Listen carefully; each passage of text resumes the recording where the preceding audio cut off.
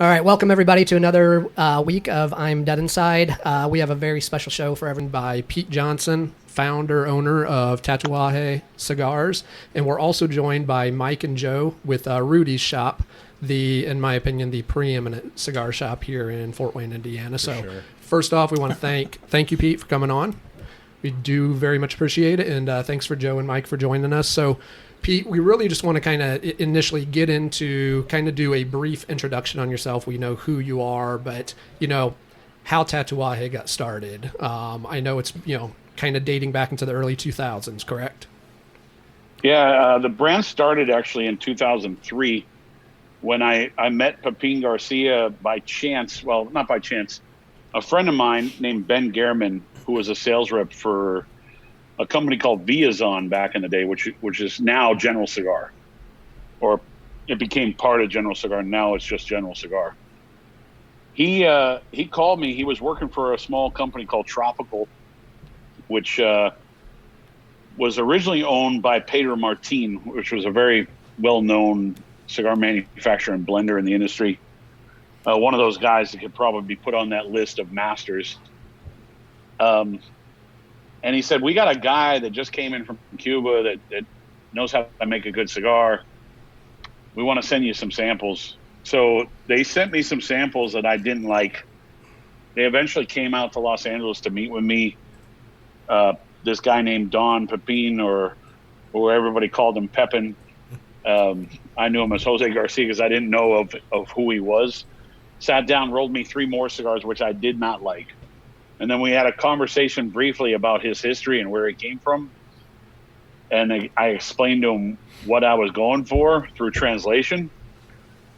And the next cigar he rolled was exactly what I was looking for. No kidding. So, he took the same tobaccos that he had in the first 3 cigars and just changed the way that they're placed slightly enough. Yeah. And the way that the tobaccos were blended, completely different animal. No with kidding. the same tobaccos. Yeah. That's impressive. So at that point, though, I had already been in the business for 10 years. Okay. I started working in the cigar business since 1993. I was technically 22 years old when I started, and I'll be turning 50 in December. So Turning the 50. Been in the game for a while. Kudos to you. thank you. So That's why I do crazy things like shave my head. Like I said, you're looking fresh. Got that fresh cut Thank going you. on. So basically, since the inception, since that time, you've been kind of hooked up with My Father Cigars. In that sense. Well, I mean, I was hooked up with Jose Garcia, Pepin Garcia, and his family, who I met after I met him. And then eventually, fast forward multiple years, I end up marrying his daughter. Oh, no kidding. So I'm very, very hooked up now. So are all of your cigars rolled and made at, the My Father factories, or do you, kind of branch out? Yeah, Are there other factories? No, because my father came much later, obviously, because there was El Rey de los Habanos, which is the factory in Miami. That came first. That's where the history of Don Pepin and Tatuaje started. Gotcha. My first production was actually done out of the warehouse of Tropical Cigars back in those days. And then eventually Pepin and the family moved into a small facility on Southwest 8th Street. It wasn't until 2006 that the family was able to move down to Nicaragua and open up another factory called Tabacalera Cubana, which we call Tacuba. And then eventually Jaime broke off and started the brand of My Father and the factory of My Father. And eventually Pepin ended his relationship with the old people and started, doing everything in-house. Still to this day, though, they still own El Rey de los Habanos. They still own the factory Tacuba, and they still own, obviously, the My Father factory, which was, I think, officially opened in 2009. So to give a little rundown, we still make cigars in Miami at El Rey de los Habanos. Gotcha. Which has moved to their warehouse in Doral. The There's only 10 rollers depending on the month. Sometimes we get 11 because one of the guys that packs boxes will actually also make cigars. We also roll cigars at the Tacuba factory, and that's the factory where we make things like the El Triunfador Favoritos, the little Robusto size, Petite Robusto, or the Cracker Crumbs by Surrogates, or the El Suelos, or the Trocaderos. The tattoos are made there. So we utilize that factory to make cigars that we want to bring out at a lower price point. Gotcha. And then of course the My Father factory is where all the ultra premium stuff is made, aside of course from the Miami factory, where that's, to me, the Miami factory is still like the golden child. Right. But if you look at the My Father factory track record is pretty damn good. Oh yeah. My father was one of the, a little bit of background, at least on me and Jeremy. I've been in cigars maybe for about 6-7 years now, but really have kind of gotten into them more over the past maybe year and a half, and 2 years. Maybe a year since you really started getting into them. I kind of latched on. And my father, though, was the cigar that, remember, I was down in Florida. This is kind of funny, actually. I'm like, what should I get? What should I look for? I'm down here to tobacco shop. Like, what should I buy? And he's like, anything from My Father. It's going to be solid. He shot me a picture of this place's menu of just like not of the brands, not the specific cigars, and Tatuaje wasn't on there, but My Father was. I was like, hey, you can't go wrong with anything from My Father, and he was. Well, you can kind of chime in here. He was sitting his ass on the beach by himself. No, yeah, I mean, you really can't. I mean, for me, I'm biased, obviously, but you really can't. Not every cigar is going to be up to your style. It's not going to be your speed, but as far as quality and consistency, I think anything out of the factory can easily hit every palate. We all have our different ways of how we want to express ourselves with cigars, and of course, the Garcias express themselves a certain way in their brands or blends, and then they, the stuff they make for me is an expression of who I am. Same thing with the stuff that they make for John Huber. From Crown Heads, it's an expression of him, and same thing with Ashton and people like Nestor Miranda, who they make a smaller amount of cigars for, but still, it's always the client's expression of what they want. But I think all of them are good. Sometimes a lot of people ask me like, well, what do you smoke aside from your own brand? I'm like, and I start naming cigars that are made in the factory. And we're like, okay, how about something outside the factory? Yeah, Jeremy was sitting his ass on the beach by himself, and I get a text from him. God, it was for me, it's late. It was like, around midnight, and he took a picture of, I can't even remember which cigar it was. With a high lie and I don't know, by My Father, but I'm like, oh, it's got a little stank on it. It might have been the Le Bijou. And he goes, holy shit, this is good, but it's got some stank on it, man. And I just started laughing.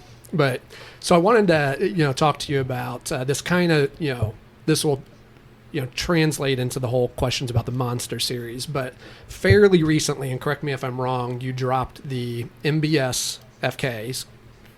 Yeah. And then also the Anarchy from the kind of Chaos series, correct? So can you tell us about those?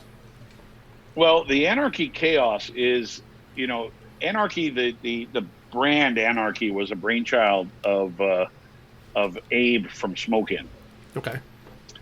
And over the years, I've made multiple different versions of Anarchy for him. Anarchy Original, Anarchy Apocalypse. And then he wanted to do a new cigar for the 10-year anniversary of Anarchy. And I have a rule now that I don't make single store exclusives anymore. I make cigars for the principal retailer that might have come up with the concept. And then from there, I make an additional batch that I am allowed to sell to other retailers. Gotcha. Real simple.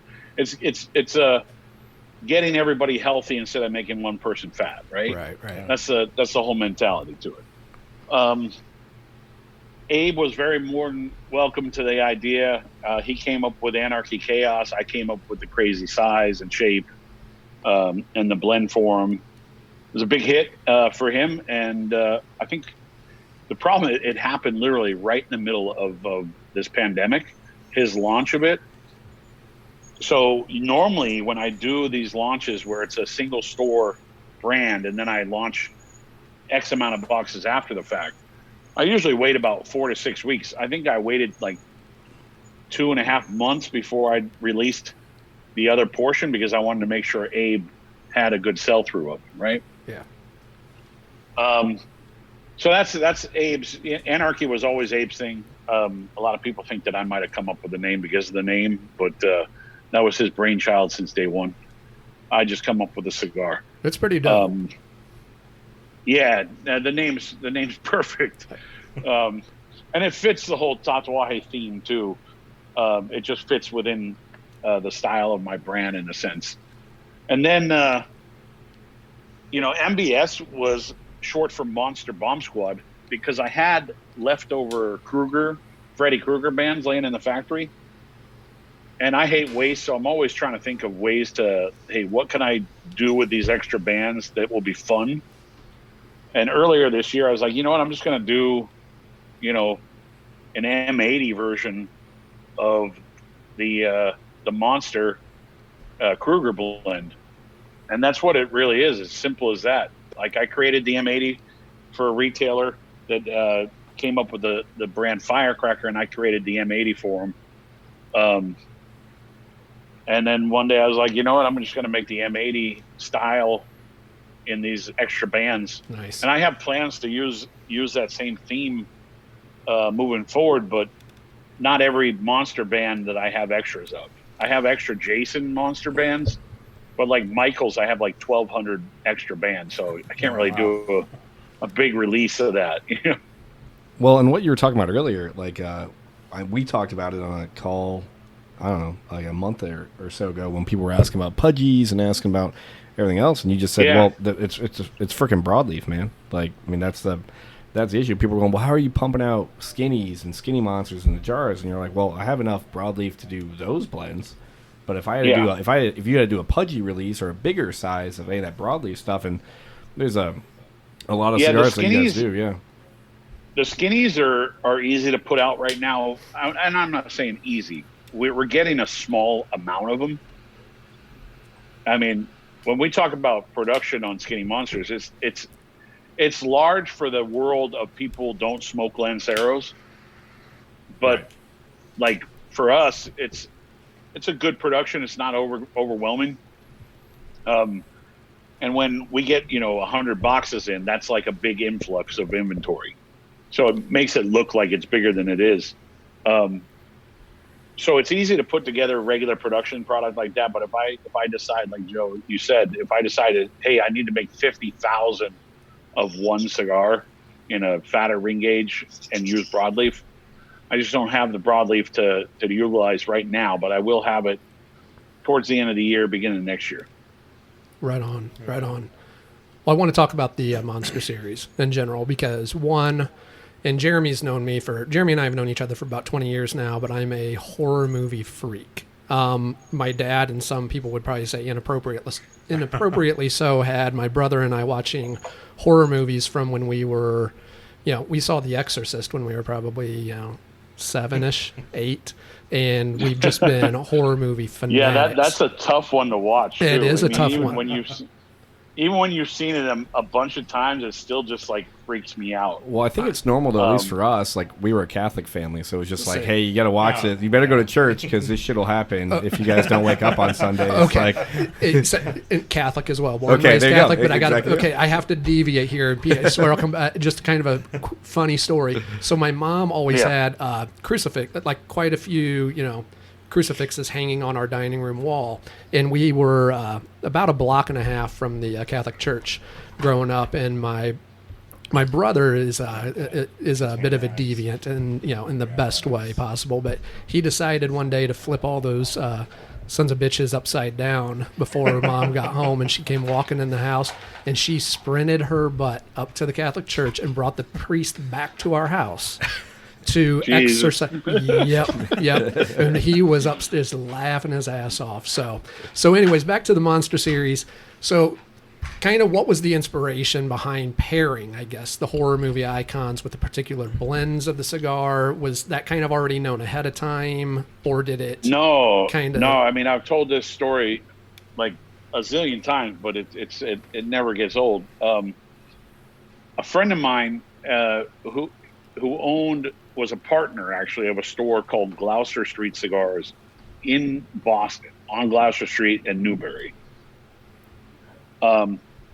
Him and our friends, actually our sales rep in Boston, his brother Jack, owned this store for a while together. And one day we were chatting about things. I think I might have been in town to go see the Red Sox play in the World Series of all things. And Jose is like, man, you got to come up with a theme cigar. And I kind of had a couple ideas that I was thinking about. But he kept on talking to me about, things that people like, big brands, they theme things around it. And there's a T-shirt place called Johnny Cupcakes, which when you hear the name Johnny Cupcakes, you think it's going to be a cupcake shop. Yeah. And you realize it was a T-shirt brand. That's all it was. And they would do limited edition T-shirts where people would literally sleep out, in the dead of winter for a week to get this, one-of-a-kind T-shirt. No kidding. Or, maybe a one of 50 T-shirt, which is just mind-blowing to me. Well, he pulled out a pair of Nikes with Frankenstein on them. Wow. And he told me the whole deal with, like, cult, sneaker makers and sneaker designers, and he was a true sneakerhead. He had more sneakers than he had cigars. Nice. And the funny thing, I think he was burying all the sneakers in the store because he couldn't bring them home to his wife. He was, of course. But I mean, it's funny. Like, even when he couldn't pay his bill, we're like, dude, just sell a pair of sneakers. Like, he's like, no, man, I'm holding on to those. I'm guessing he probably ended up having a fairly large amount of money in sneakers. Nice. To where he's probably doing okay outside of the cigar industry now. Right. Well, as soon as he brought out the Frankenstein sneaker, I was like, oh, really? Monsters. Okay, that's cool. Like, that's really cool. Very. And then that's where all the brainstorming came up, and I said, okay, yeah, they got to be boxes of 13. Mm-hmm. They got to come in coffin-shaped boxes. There's got to be 666 numbered boxes. So if you look at Frank, that was like the classic Monster. Right. The first Monster was literally the classic version of the Monster series. It's evolved a lot since then, and all the coffins tended to get different shapes to them. But, that's why I still love the Frank, because of the simplicity of the release. Yeah. I sold it to 13 stores. I didn't have to do anything else but that. Gotcha. Like, each store got 50 boxes. I kept a bunch for myself, and that was it.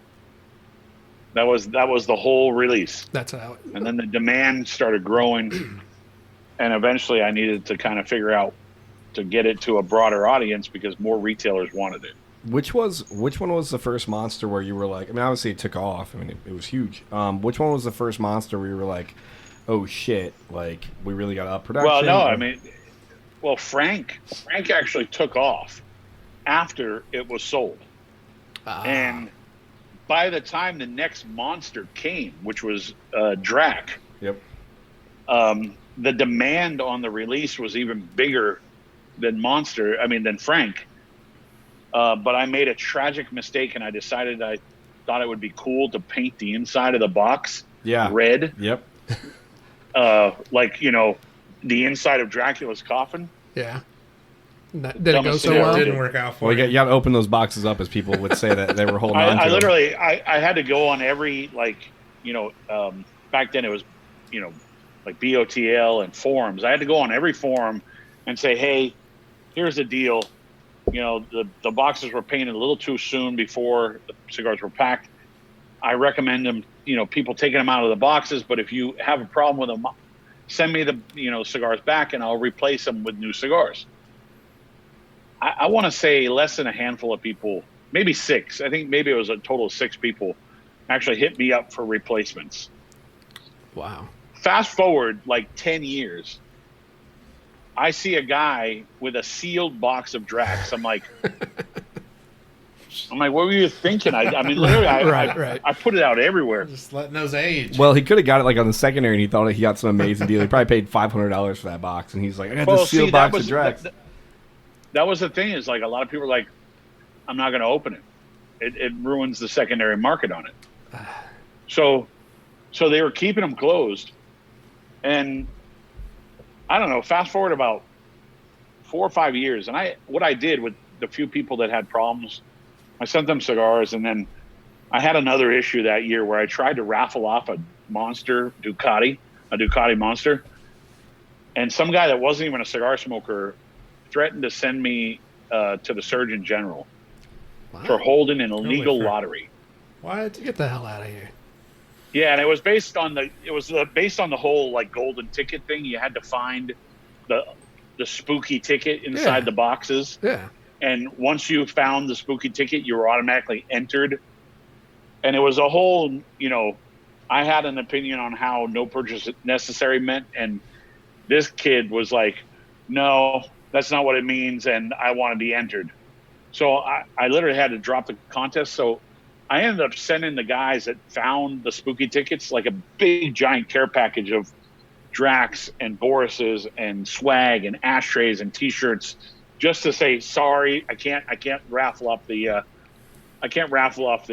bike. I ended up giving the bike to my employee. Wow, that's a buzzkill. Oh, it was a complete buzzkill, but I was convinced the bike was cursed, anyways, because I actually got on the bike on Christmas. So after I couldn't do the contest anymore, I'm like, screw it, I'm going to ride the bike myself. I got on the bike and I dumped it. Did you really? Oh.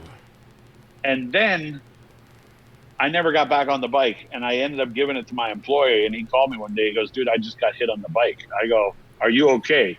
Because I don't care about the bike. Damn. And he goes, oh, the bike's pretty scratched up. And I go, yeah, I don't care. Like, where's the bike? I'm to glad this you're day? good. He still has it. He still has it.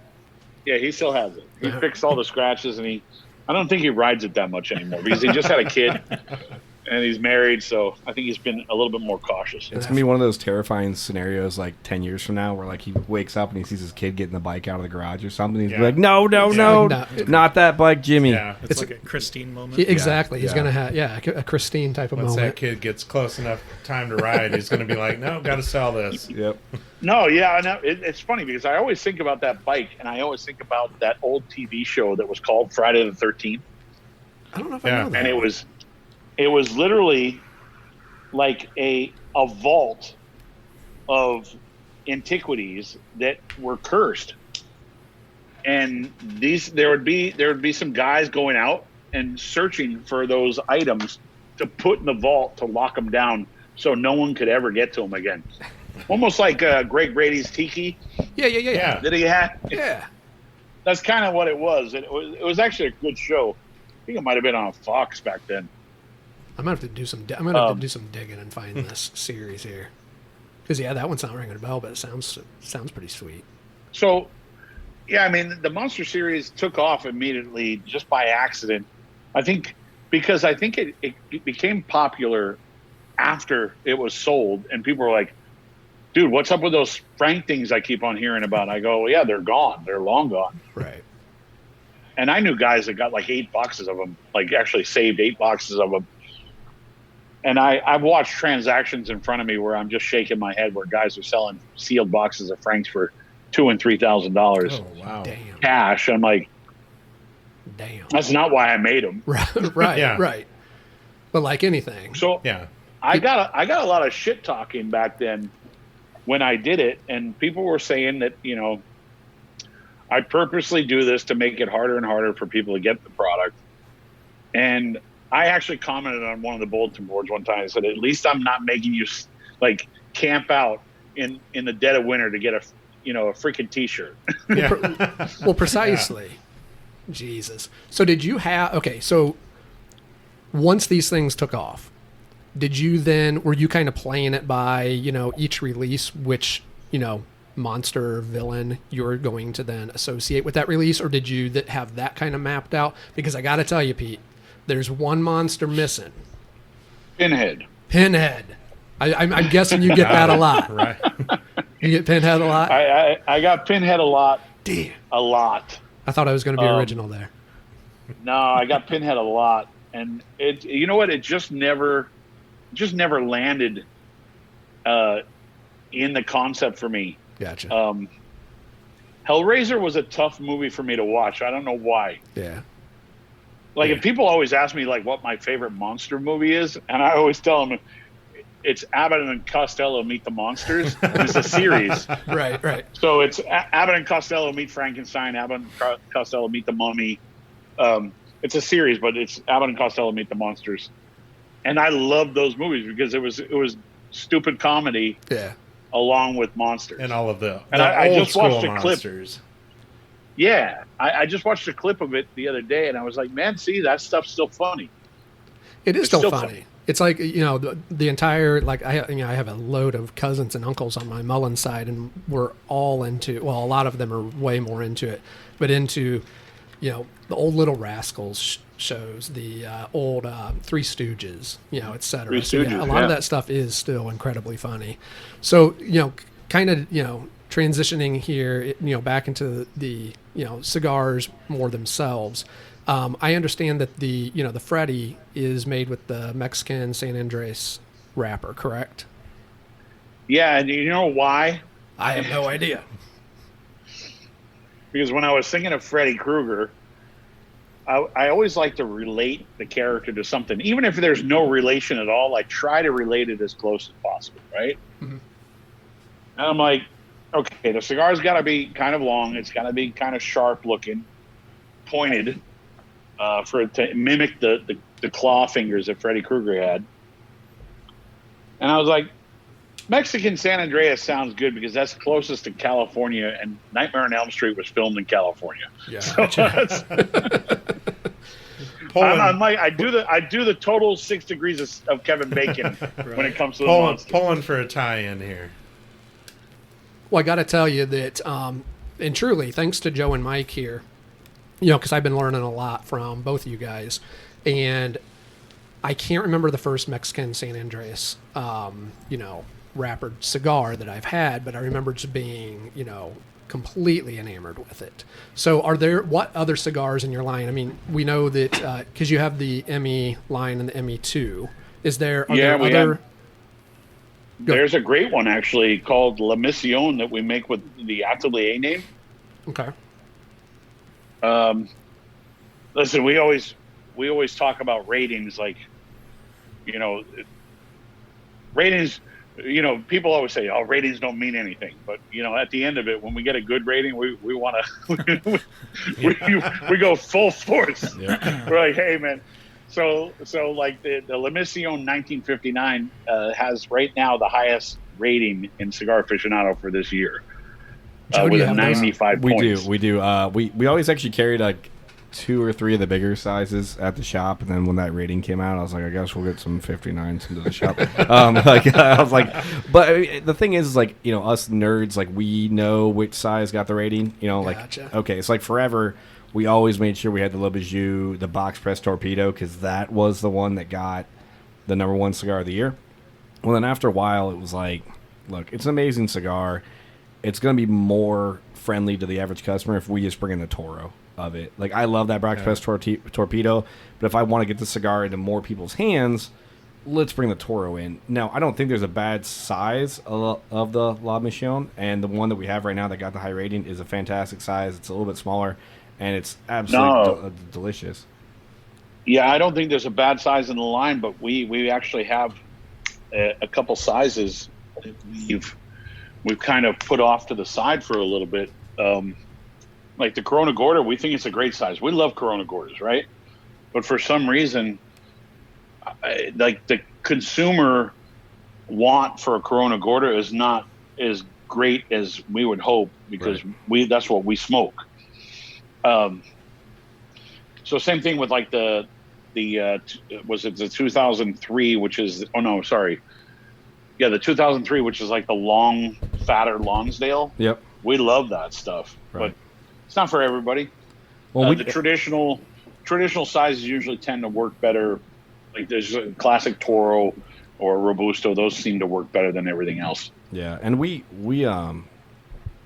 going back to that, I mean, at our shop, like, we still buy a lot of what we like. So you almost all the time you're gonna find a CG, like a Corona Gorda, in almost everything, because that's what we smoke and we love. And if they say, hey, we have a Corona Gorda, we have this, like, we'll talk ourselves into be like, that kind of looks like it's close to a Toro, whatever, let's bring it in because that's the size that we want. But then the threes, Snell had a Loki, a couple months ago, the short 2003, and I hadn't had one in a minute. He's like, dude, this is fantastic. Yeah, bring it in. I'm like, it's a small cigar, that price point. Yeah, let's try it out. And we sold through that box in like a couple weeks because I smoked one. I hadn't had one in a while, and I was like, fuck, this is really, really good. And guys would come in and they'd be like, Joe, that's a $14 cigar and it's only this big. I'm like, yeah, just smoke it. Tell me if you smoke that and you don't like it, I'll buy you another stick. And everybody came back and like, dude, those are really, really good. I'm like, yeah. And we sold through that box in no time. And so that's kind of the job of like the guys that work at the shop, would be like, if you get them the right cigar and maybe they pay a little bit more than they want to, but they really appreciate it, then they're going to trust you on everything else. And the La Mission, you guys got to grab a couple. They're just, it's an unbelievable blend. Like, that cigar is, you wouldn't guess that, unless you really smoked a lot of San Andreas, you probably wouldn't guess that it's San Andreas compared to some of the spicier blends that have Mexican San Andreas, because La Mission's really balanced. Like, really, really balanced. Yeah. When we put together the La Mission, obviously we had done the Kruger, and we had done we had done like the Leatherface back. The third monster we did was the face, which for Leatherface, right? Mm-hmm. So we done San Andreas a couple times, and we did the Mexican experiment the first time. And eventually, when we wanted to bring out the ME lines, La Mission was already in place. But I always thought the La Mission was just like the perfect, well-balanced blend. And not taking anything away from what we did with ME, because ME is meant to be stronger than La Mission. Gotcha. And the La Mission was always supposed to have some finesse to it, some elegance to it. But I think the tobacco with San Andreas has to be on a very well-balanced cigar, and the blend actually has to carry the wrapper. Because if you go too mild on the wrapper or that leaf, you'll actually taste only that leaf. And you want to have, character all over the place and not just tasting one note. Gotcha. So speaking of, there is something I wanted to kind of get into, because in different industries, it always, piques my interest how trends get started. And so roughly a year ago, back when I was, drinking quite a bit of craft beer, the like hazy New England style IPAs started getting really trendy. So are there any like, hot trends in the cigar industry, or even some things that you could see really kind of popping off in the future? Zoom herbs. Yeah. That's right. Yeah. Zoom raffle, virtual events. Yeah.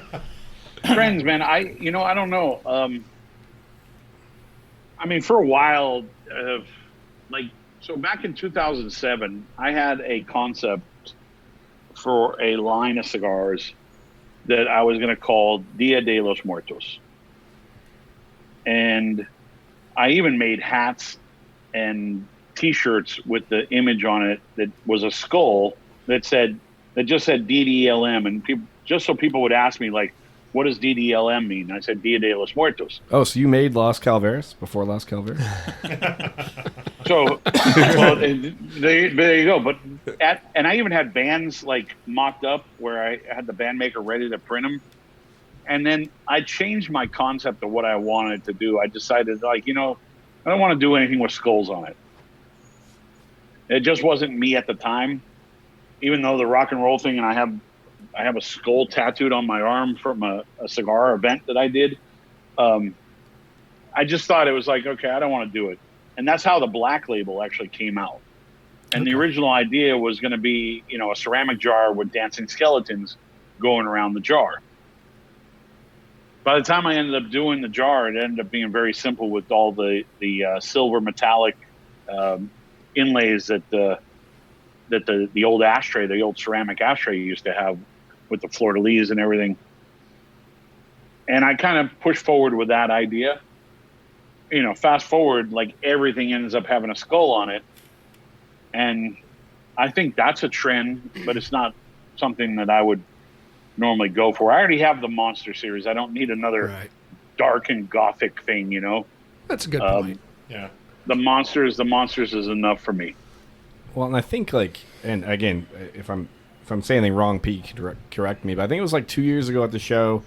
If you're looking for like industry, things that are happening in the industry. One, it seems like AJ's making a cigar for everybody at this point. Like AJ's making tobacco. AJ Fernandez is making cigars for everybody.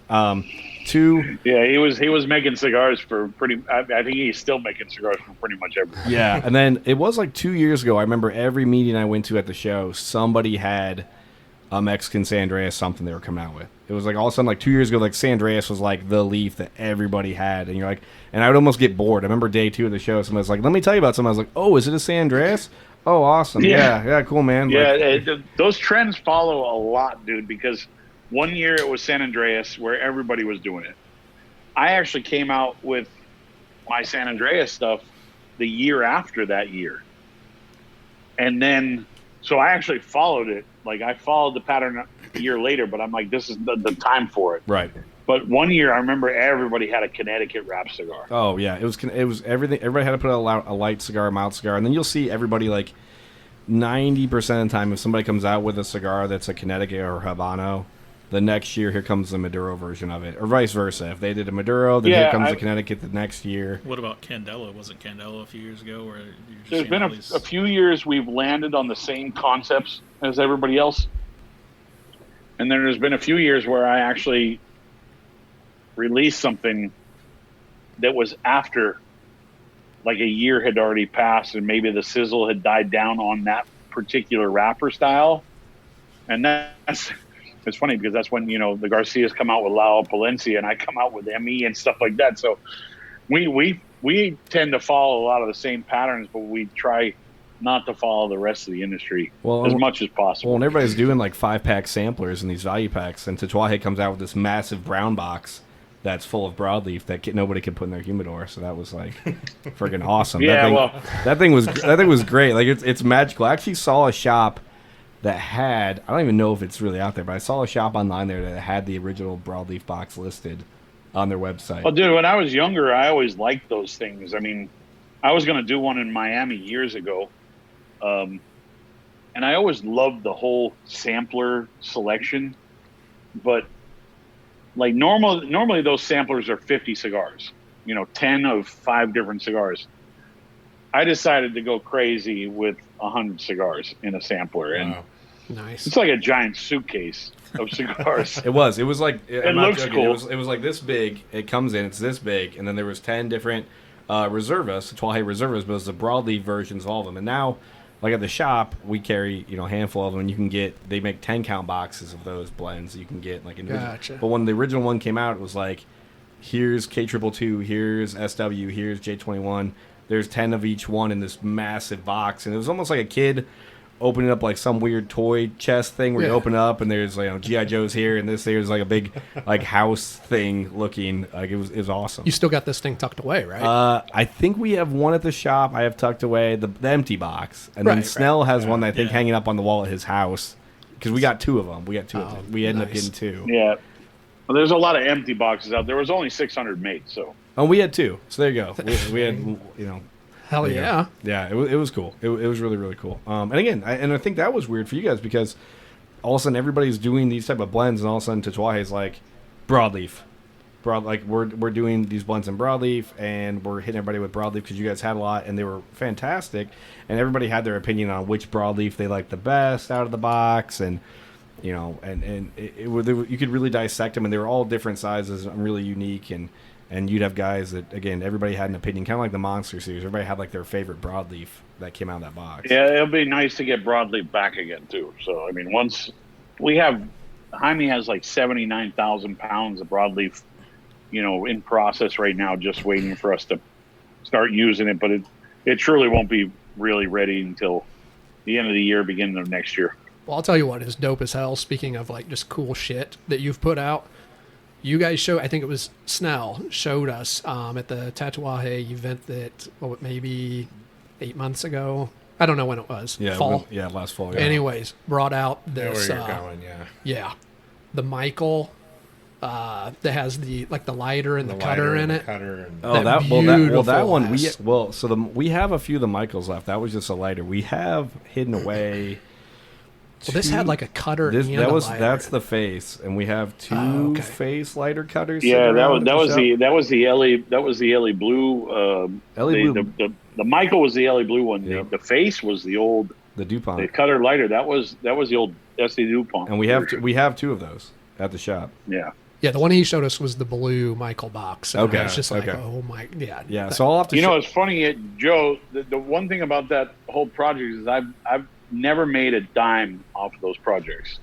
I literally just I do it because I want to be associated with the lighter company, and I actually think the lighter company is a great company. They were the distributors for DuPont. That's how they did the DuPont version, and now they're the distributors for LA Blue. So I've always been really into working with companies to be associated with, right? Right. Not even to make a dime. So what they do, for every so many lighters, they send me a free lighter. Hey, So at the end of the season, I might get like 20 free lighters, and I end up using them for gifts and for raffle events and stuff like that. So it's just a fun way to be associated with another good company. How do we get on this Christmas list?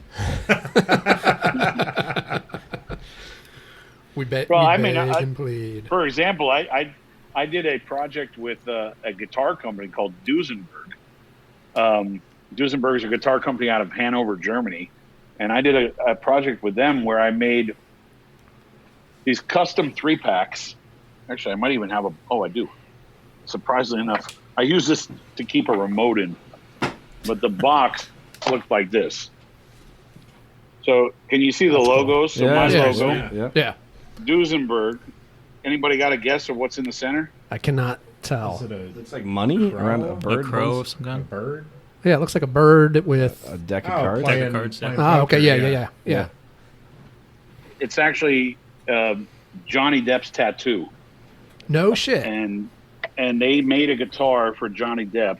They made 53 of them. So I made 53 3-packs with 3 different cigars in the 3-pack, custom in that box, just for every guitar that was being made, like as a gift from Johnny Depp to the person who bought the guitar. Oh, wow. Oh wow. Well, speaking So of that was purely just to be involved with Oh yeah. a great guitar company and Johnny Depp. And Giant Up. Yeah. well, that's Wow. cool. That's cool as shit. Well, speaking of music, but also real quick. So, are you a car guy? A car guy? Yeah. Yeah, kinda, and not really at the same time. So Okay. I was I'll tell you my history of cars. going to say, because if you're a car guy, speaking of Duesenbergs, you can take a trip up here just a little north of Fort Wayne and check out the Auburn Cord Duesenberg Museum, which is Wow, I quite didn't know the. that. Yep, that's what up I here. knew about the Duesenberg car, but I didn't know that there was a museum up there. Yeah, Yeah. it's actually Auburn, Indiana, which is about 15 minutes north north of here. Yeah. Is where they were manufactured at. So that each year they Very do cool. a big Auburn Cord Duesenberg festival. So yeah, I was going to pitch to you, come up here for a trip, pop by Rudy's. Yeah. There you go. But to music. So I understand, and correct me if I'm wrong, that you are a bass guitarist, or maybe you still play bass or guitars. Well, I still play. Usually when I'm just kind of alone, I'll pick up one of my guitars, and that's it. But I don't.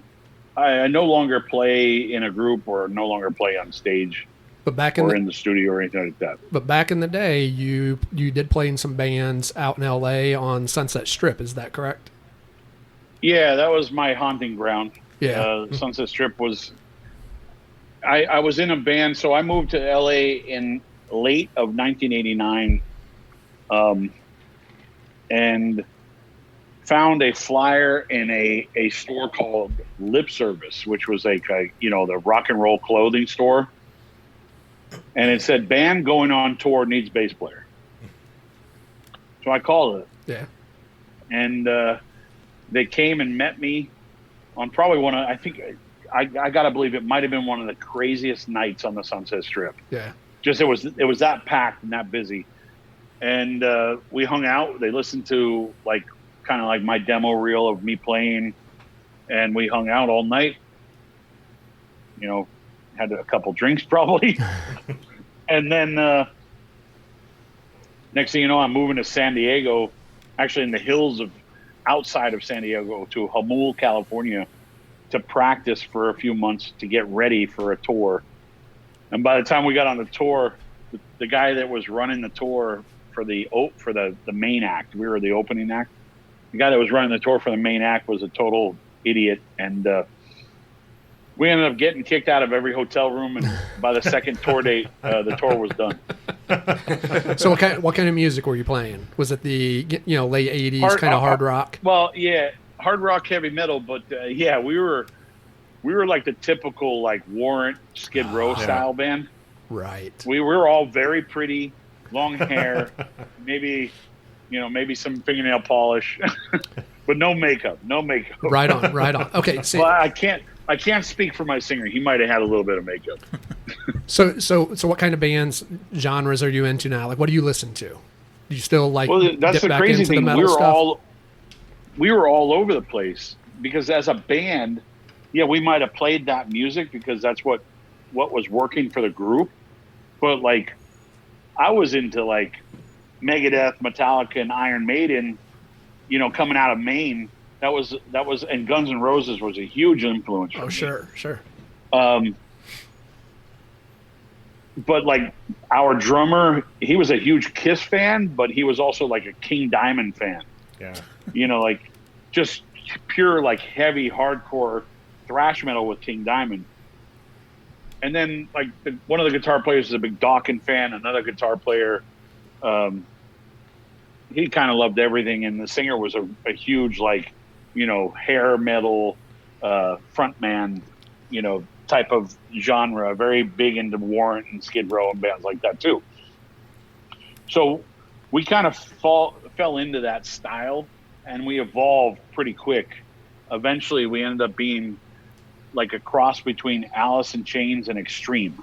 Gotcha. So Extreme, really tight playing with a lot of harmonies, and then you have Alice in Chains, which was really tight playing and a lot of harmonies, right, but a little grungy, right? Oh hell yeah! So we were a cross between the two. Well, yeah, because and we actually got dropped by our lawyers because we sounded too much like another client they just signed. They're like, we went into a meeting to get dumped, basically. That's a bummer. Yeah, because 89. I told this. Well, this was when we were. This was like 91, 92 when we had this meeting finally with these lawyers, and we got picked up by these lawyers because they did kind of everybody. Mm-hmm. And then they called us in for a meeting, and they were calling us in to dump us because they had just signed a new act that we sounded too much like, but they wanted to concentrate on the new act, and that new act was Stone Temple Pilots. No shit. Oh, really? Awesome. Yeah, I was going to say, because right around that time frame, 89 transitioning into the early 90s was when, the grunge movement. That's when really grunge off. killed it. Yeah. Yeah, that's when the Sunset Strip kind of disappeared. Okay, so we were into everything, even before grunge started. Yeah. We were into bands that were like kind of like a mixture of, grunge was up there already, so it was still filtering down into LA, but it really hit hard when Nirvana came into play. Right, and that's when it kind of killed everything. Right. But there were other bands up there that were doing things that were actually just influencing the way LA bands were acting. So we were into bands like Saigon Kick that was kind of like that, a little bit of grunge, but that heaviness and the harmonies and just really tight playing. So it evolved slowly. I mean, I told this story the other night. I watched Alice in Chains in a nightclub one night. They were there in the nightclub undercover, and I didn't know who they were. I was just like, man, I just saw a band that was absolutely amazing. And everybody's like, what's their name? I go, they went by the Butt Nuggets. Yeah. Right. So we end up going. We end up getting invited to Extreme playing at the Palace, and their opening act was this band called Alice in Chains, and I was like, oh my god, that's the Butt Nuggets. Hands down, my favorite band from the grunge era. Hands Butt down. Nuggets? The Butt Nuggets. Butt Nuggets. Hell yes. Okay, so you got to. Yeah, I mean, if you heard us later on towards the end, you heard a big Alice in Chains influence, and that's that's where the whole Alice in Chains meets Extreme equals Stone Temple Pilots. Right So on. were you into anything like a little crazier, extreme rock, maybe like Gwar? Well, They have a Gwar I don't cigar. have- didn't I you know know that? that's where this is leading. Yep.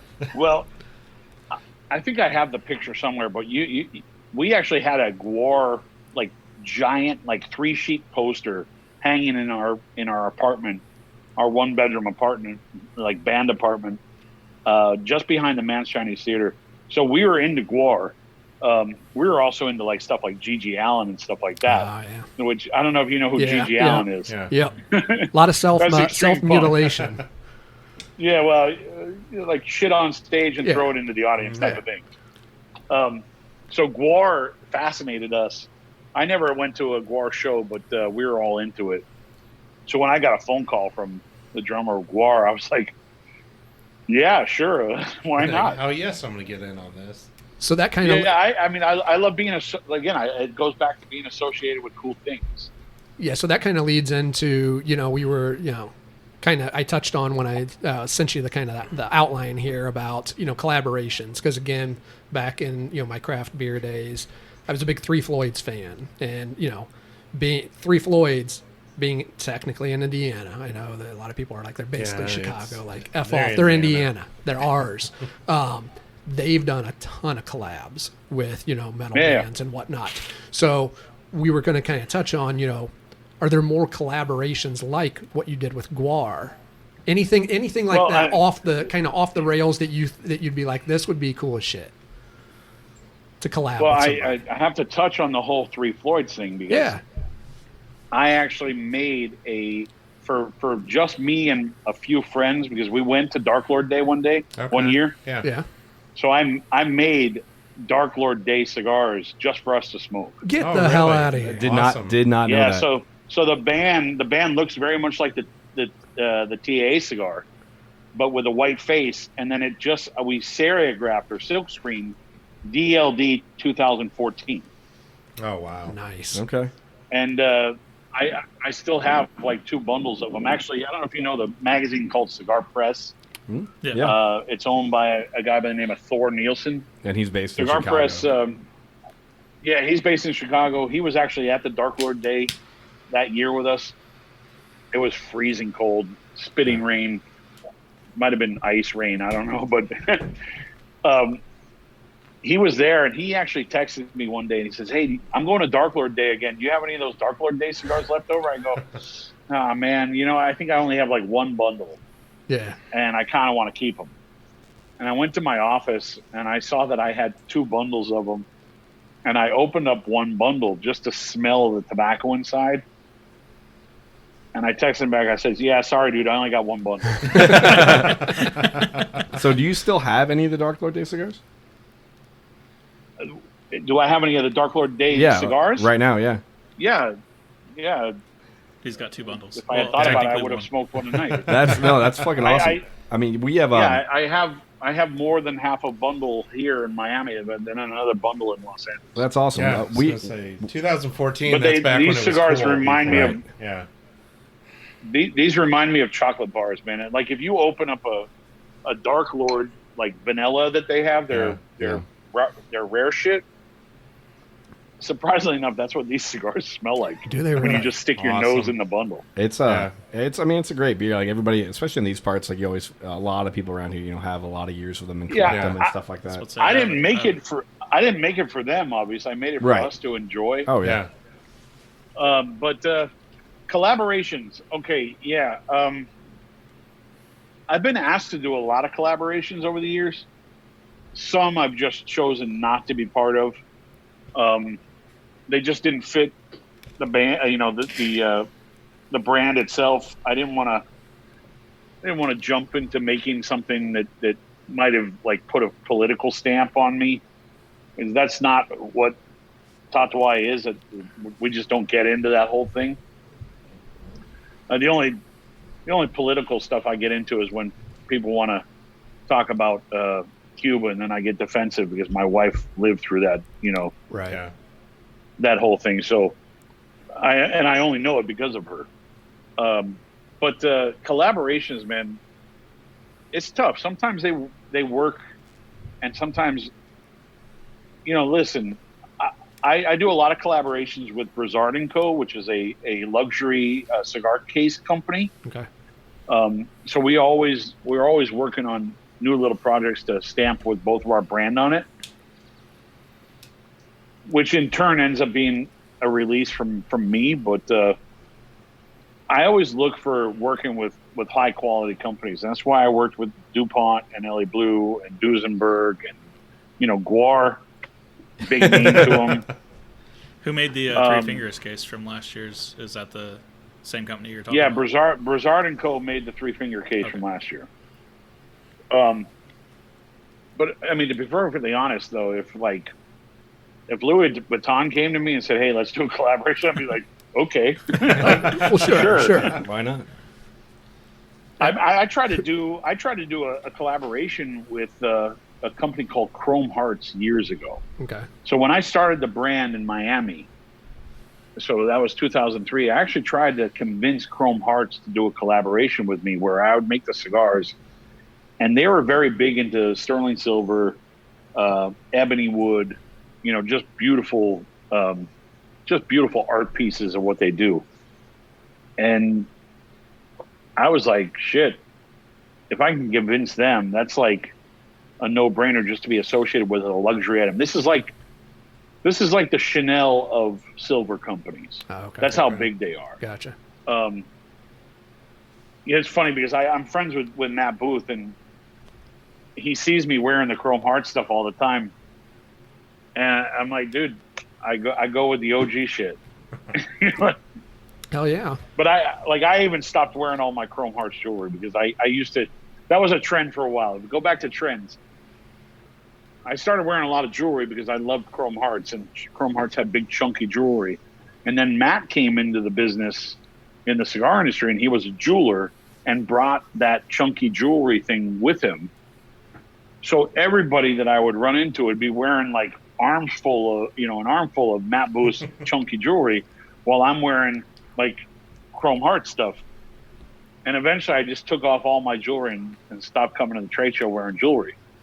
Gotcha. Because everybody was doing it. So Right. that was a weird trend that we went through. Do you remember what bands were playing Thank at Matt Dark Booth Lord for Day? that. Do you remember what bands were playing at Dark Lord Day that year you went? I do not. No. Man, we were all just hanging out, smoking cigars and drinking, and none of us, because it was cold, Yeah. none of us had even a care to walk over and see what bands were playing.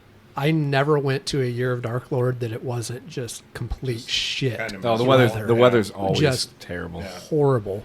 And I started going back in 07. Yeah. And so this was predating like when they really made it into a festival with bands and whatnot. But we did, the last time I was up there for like an event was their 15th anniversary, and they had the Melvins playing.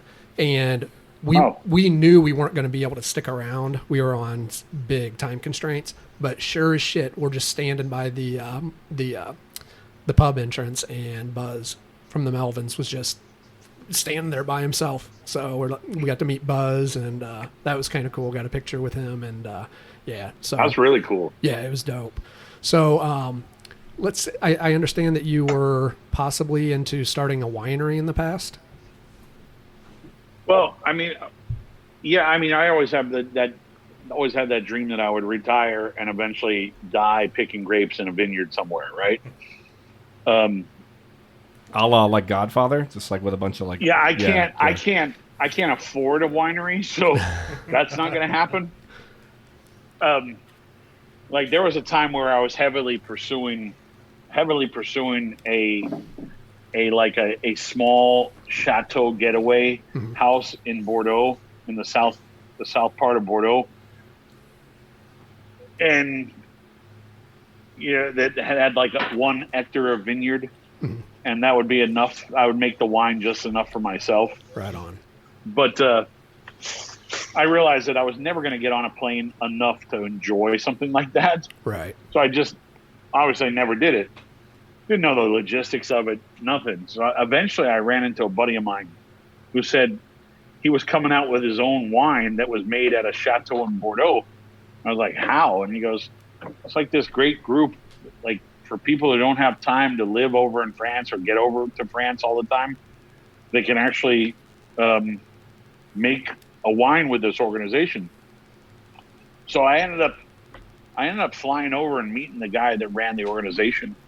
And I brought Dan Welsh with me from Surrogates Dan. I brought him over with me because I was afraid that they were going to try to like slip me like really bad juice.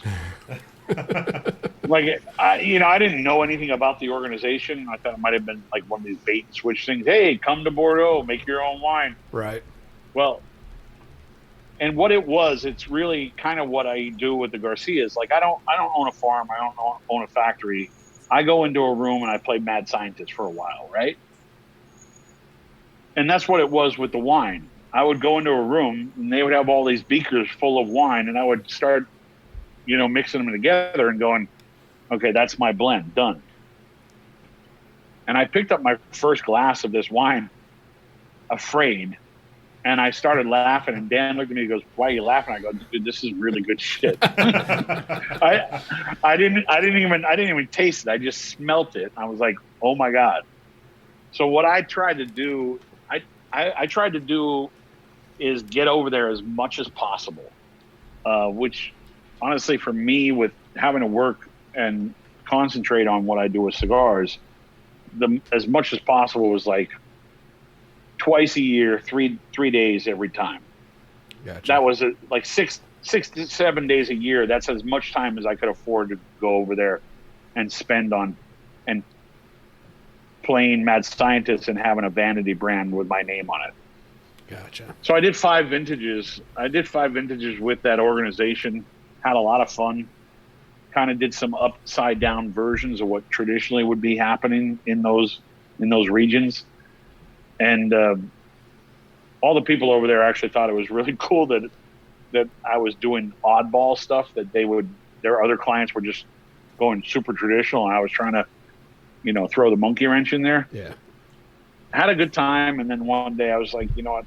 The FDA came in. I said, I need to concentrate on the cigar industry. And it was a vanity project. It made me feel good about myself. Oh, hell yeah. Gotta have that.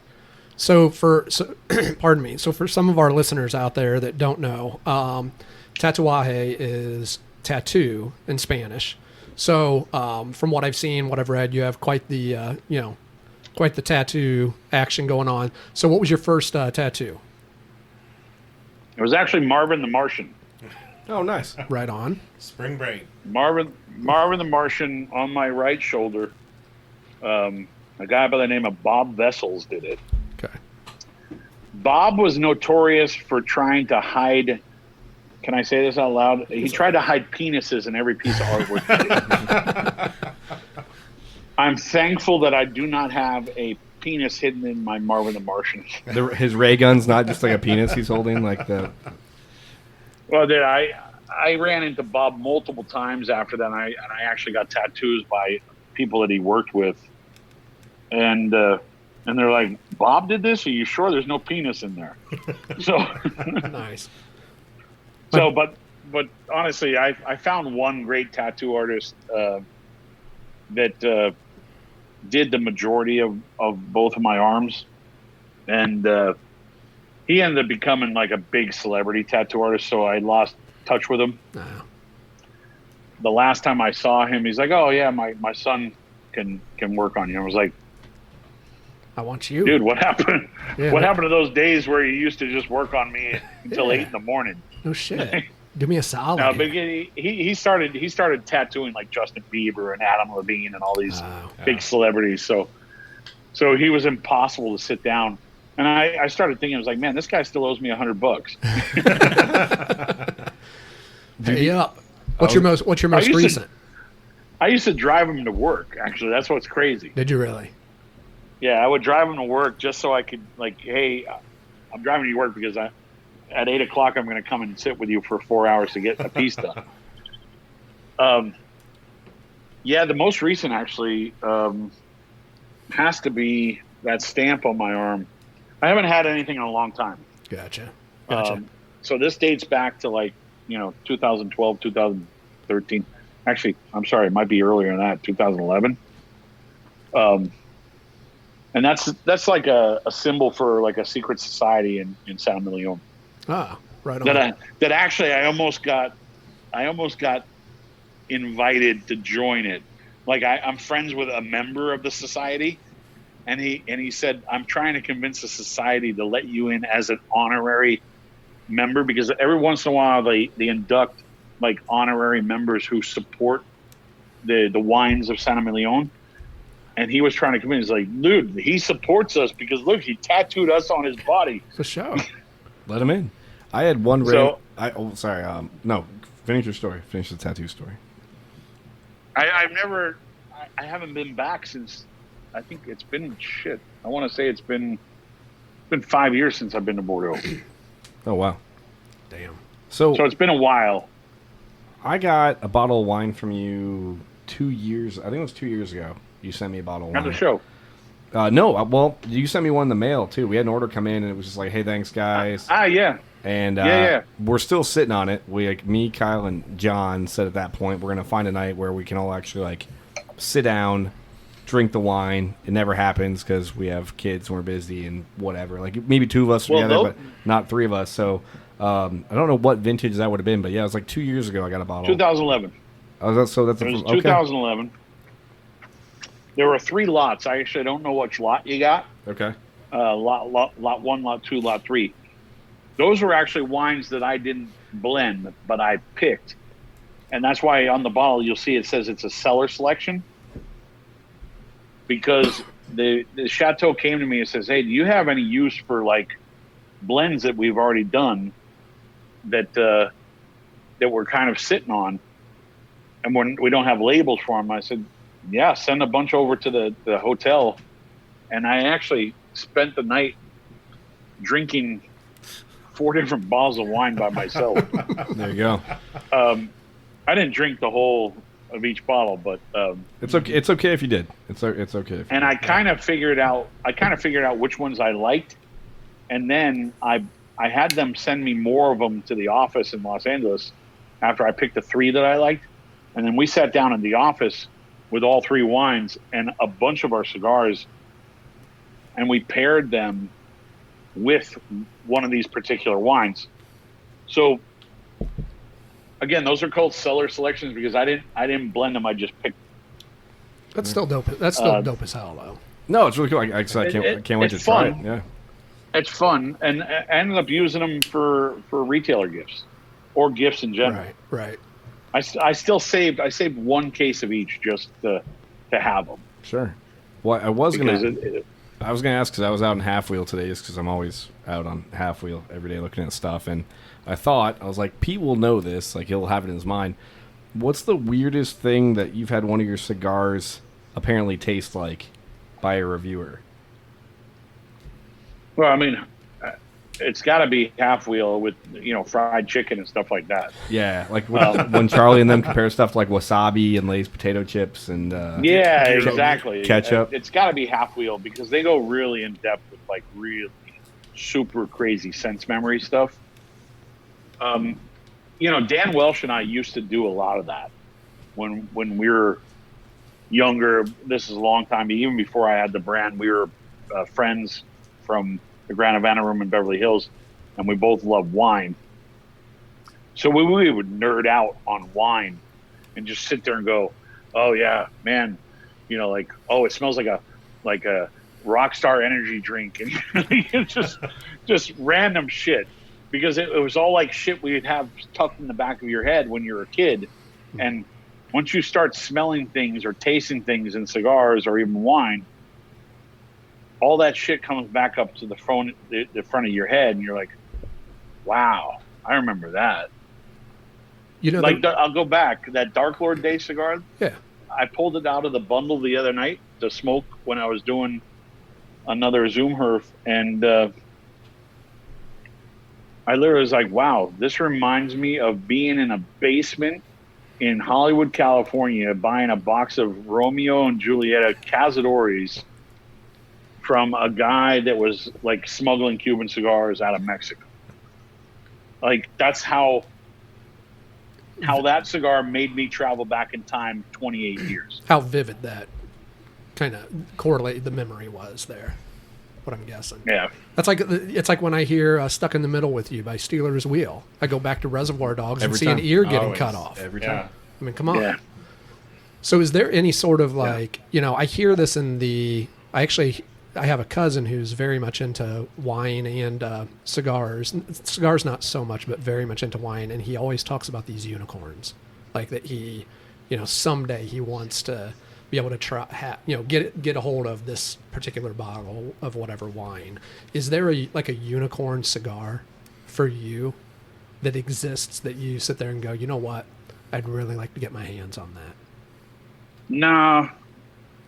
I mean, honestly, I pretty much had everything. The only one that was like a unicorn to most people was a Davidoff Dom Perignon, and I have one sitting in a box that every time I look at it, I'm like, nah, it probably tastes like shit now. Like it's probably easier to, like take that cigar and give it to someone than smoke it, because I might not enjoy it after I've held it for 28 years. Well, the thing is, like, when do you smoke it? Like, there's so much of that stuff that a lot of people have, or like I collect, and I look all the time, and I go, oh, that's, I'm down to my last 3 Pudgy Franks, or I'm down to my last one of this, or my last 2 of these, or last one of this, or whatever, and I go, it's just a Sunday. Yeah. It's a Sunday night. I'm smoking. Am I going to smoke my last one of that right now? No. And then you sit back a week later and you go, well, how many birthdays and how many kids am I going to have? Like how many of those am I going to wait for every ultimately special occasion to smoke that cigar? Should I start smoking a cigar when I know my kids are away for 3 hours and I can actually like enjoy it right now? Right. I mean, I agree. I've had some amazing Davidoff Cuban cigars, and I've had some really horrible Davidoff Cuban cigars. So for me to go, oh my God, the unicorn that's sitting in my box, the Davidoff Dom Perignon, that's going to be the next wonder of the world. I'm guessing it'll probably taste like crap. But like, dude, the other day I was about to grab a bottle to drink because I was like, who cares? I'm going to drink this bottle. And I had it in my hand. I started walking back to the kitchen with it. And I looked at the date on the bottle. I was like, it's too young. So I put it back. What year is it? And it was a 2005 Bordeaux. Gotcha. But I have other Bordeaux's, like the one I was drinking now is from 2000. So I'm like, I should be drinking that first and saving that one for another 5 years. Gotcha. So, yeah, I kind of got that way with, because again, back to the craft beer, like we were really into craft beers, and I was into hoarding, just in trading. Were you big into big imperial stouts? I was a huge imperial I was stout. huge into imperial stouts. I was huge into barley wines. Anything big. That's my thing. I've got a whole beer fridge full of stouts that, like you said, Joe. When do I drink that? How long do I hold on to it? What's the occasion that I'm going to pop this open? Yeah, and I still have all the Dark Lord that I bought at the Dark Lord day. You do? Yeah. I haven't touched one bottle. Hey. I even have one of the variants, the vanilla variant. Nice. And some guy tried to offer me a few $100s for it when I walked out, and I was like, no, I'm keeping it. Mm-hmm. I should have sold it to him. Definitely. Well, do you even drink beer that much anymore, or you just mainly wine and yeah? I don't drink beer at all anymore. On occasion, because I have a small stash, and when I say stash, it's only a few bottles left, but I got into Cascade sours. Nice. Yeah. And they had a sour called the Vine, which I think goes amazing with a light, elegant cigar. Like you're talking about, the Vine would be a perfect cigar, a perfect sour to go along with like a Kamai One or a Negociant or even like an Epernay, that style, Right. that easygoing smoke. The Cascade makes some amazing sours, but I think I have a handful of bottles left. But all the Imperial Stouts, that weekend of Dark Lord Day, I was sitting in a garage in Chicago, pretty drunk, with a bunch of friends, and it was my first time of ever tasting Prairie. Yeah. Like a Prairie Bomb. Yeah. I had never tasted a Prairie Bomb, and some guy had just come back from Oklahoma, and he had like a brand new bottle of Prairie Bomb and like a 2-year-old version of Prairie Bomb. And both of them were amazing, but I was like, man, the older bottle tastes great. Yeah, it really smooths And out. I go, and I asked the guy, I said, where's it from? He goes, Oklahoma. I said, I think I can get some of this. They're like, no, there's no way you can get it. It's like sold out everywhere. So it was a bunch of BOTL guys, and they're like, there's no way you can get this. I go, dude, I know a distributor in Oklahoma. Let me call him. I actually texted him, and I said, hey, do you have any access to this beer? And he goes, yeah, how much do you want? I go, well, how much can you get? He goes, I can get 32 12-packs. I go, Holy shit. okay. And he goes, how much do you want? I go, all of it. Damn. And I ended up buying it basically on a bet that I couldn't buy it. So you got all 32 So 12 packs. I ended up with a pallet of Prairie Bomb. And every year, like eventually, as I fizzled out on my love for beer, every year when the guys would leave the office, I say, here's your Christmas present. Yeah, here you go. Here's a Prairie.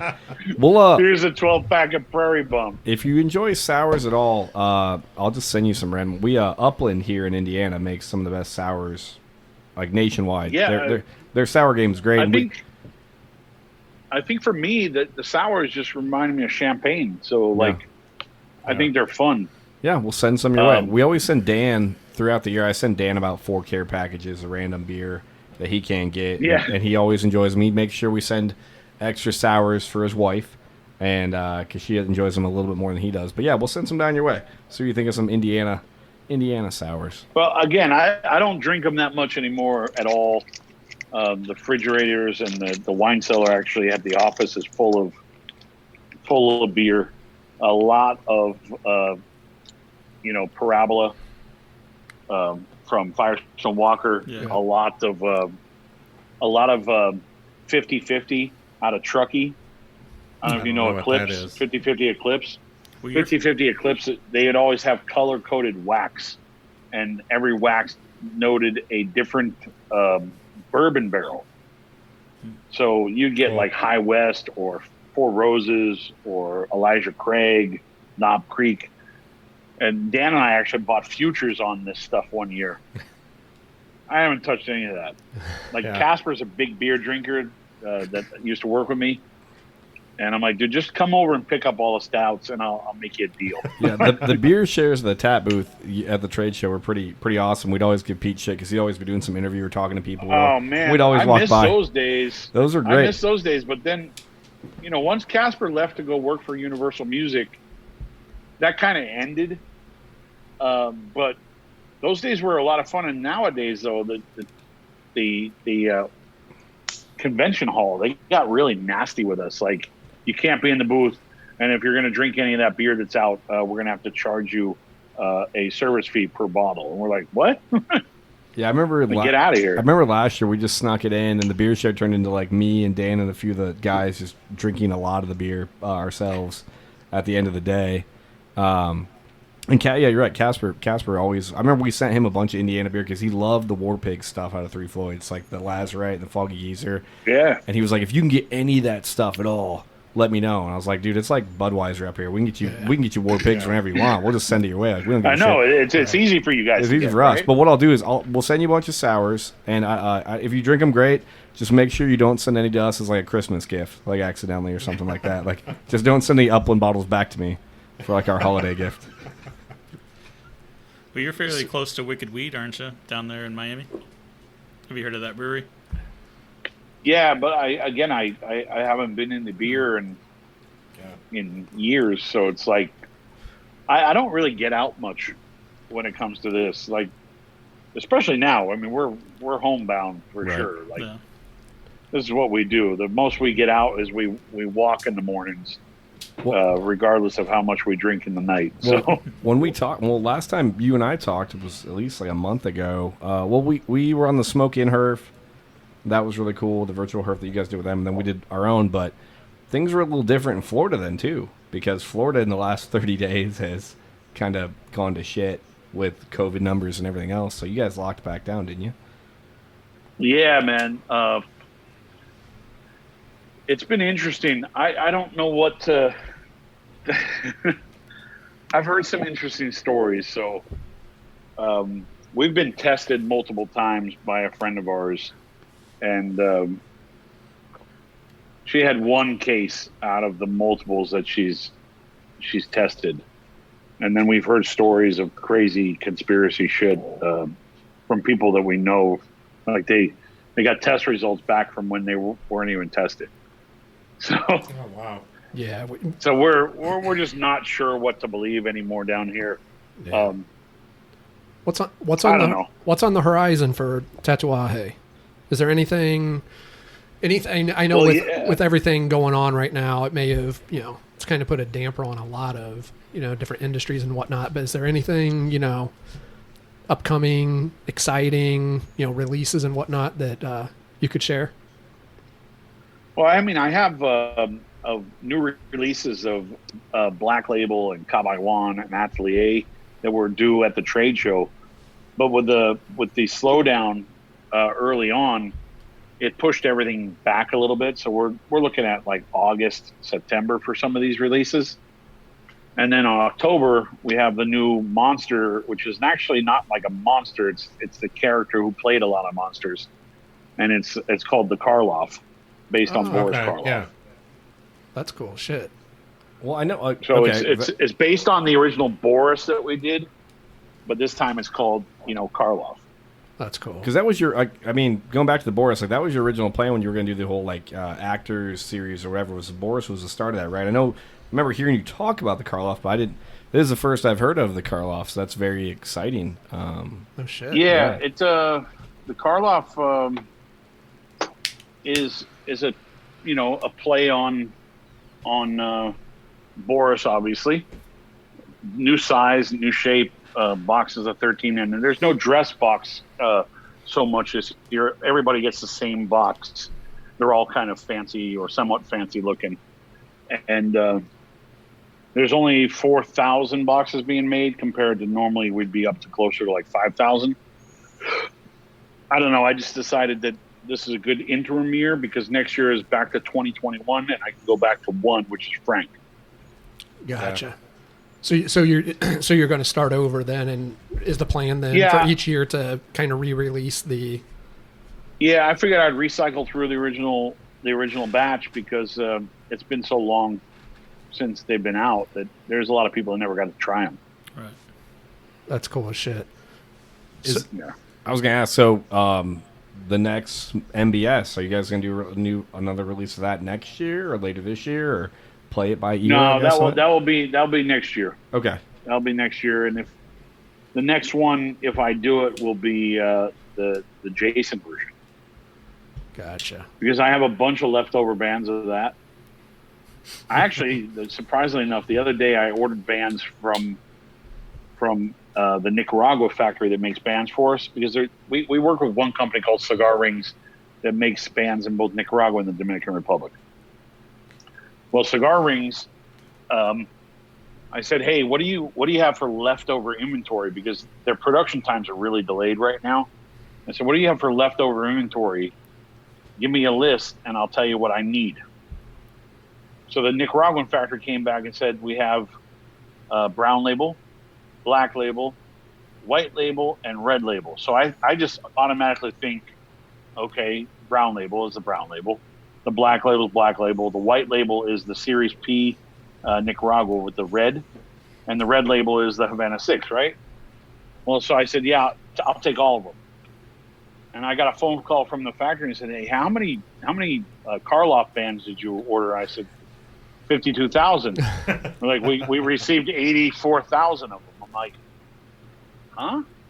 And I realized I said yes to the white label, but it wasn't the Series P. It was actually extra Karloff bands.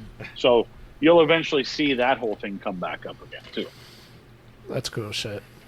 We got to do a Halloween themed thing down at Rudy's here, Joe. We usually do almost every year. Our last year we moved it up a little bit, but usually every year, because of the Monster release, our TAT event was always October. Gotcha. And it usually timed into when we were getting our monsters, and we did. The weather somehow always worked out perfect because Indiana, October, right. You have no fucking idea. And there was one year where we did late October, and it was like a 70-degree day. Yeah. And it's always been perfect for the TAT event. Usually we do a tap takeover of like 18th Street or Three Floyds or somebody to tie in with what we're doing, and it's always a great time. Dan comes out, and one year hopefully we get Pete to come to the event, but Dan's great too, so we always appreciate Dan coming to the TAT event. And it's funny. Again, we go back to the whole travel schedule thing this year. I don't know if any of us are actually going to be getting on planes. I will come and pick your ass up to bring you to our TAT event. I will drive down there and grab you. Rudy just brought... Sorry about the light. I'm trying to, it's all good. My patio got rearranged, so I'm trying to get as much light here as possible. Rudy was just down in Florida he was down in Florida like a couple weeks ago. I just literally just shined a light in my face. Oh, there you go. Hey.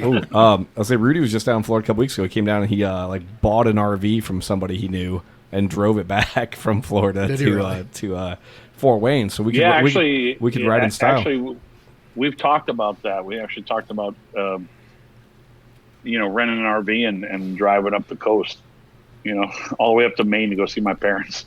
Yeah. Nice. Joe come down in like a Scooby-Doo van and I will pick you up. Whatever, man. Yeah, ice cream truck. I'll tell you, man, mystery machine. I have no business driving a big old bus though, because I don't even want to attempt it. I have a hard enough time driving a truck because I run over curbs all the time. Have you seen, my dad's this guy, and I don't have that gene with me, but, my dad is that guy that will have, a trailer hooked onto the back of his truck and can back it up perfectly, every time. Yeah, I can't do that. And I'm like, dude, there's no way. There's no way.